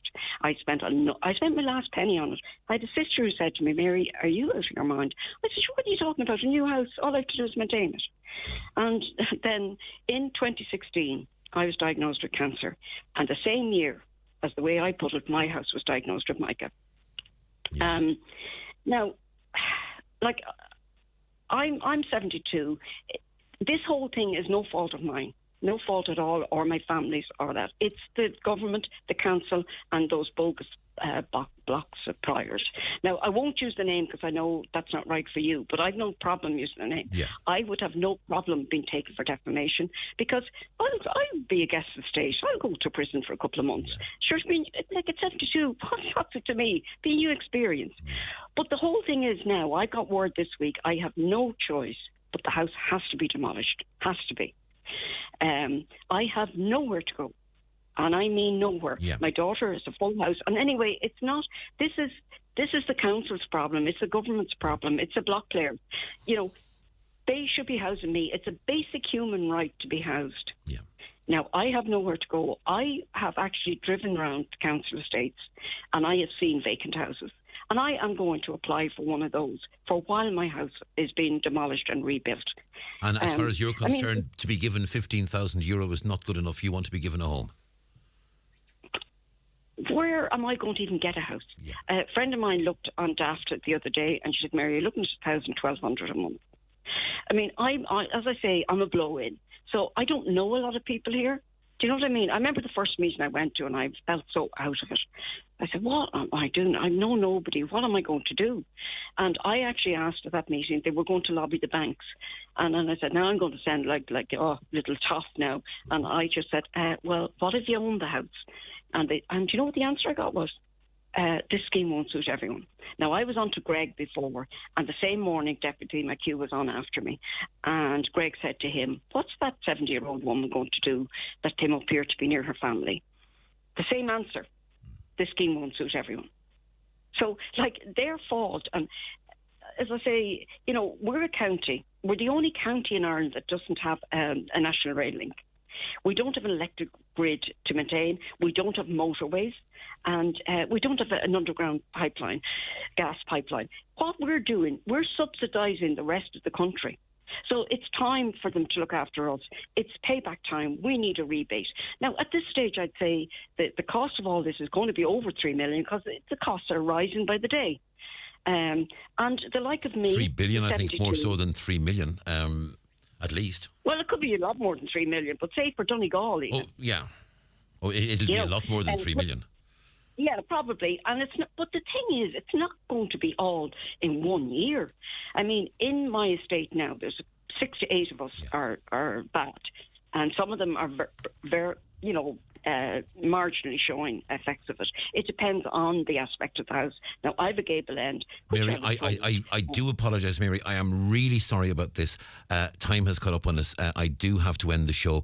I hope we can pick up this again because it's important. But I just wanted to hear your story. I'm delighted to hear that you're on the mend to an extent after that fall. And certainly your plea's been heard. Mary, we hope you get sorted and get sorted soon and that things can resolve themselves over the next couple of weeks and months, and do stay in touch. But for the moment, Mary, thanks very much indeed for speaking to us today. Thank you, Don. Thank you very, very much. And I'm delighted to hear that because when Paddy said earlier that Mary wasn't as fiery as she was, it's great to see the passion coming back. Thank you to all for listening to the programme. Thanks to Anya and to Donna Marie for all their help. John is up next around the northwest with apologies. I'm a moment or two late, but for myself, Donal, have a very good day. Do you have a favourite business in Donegal that you absolutely love?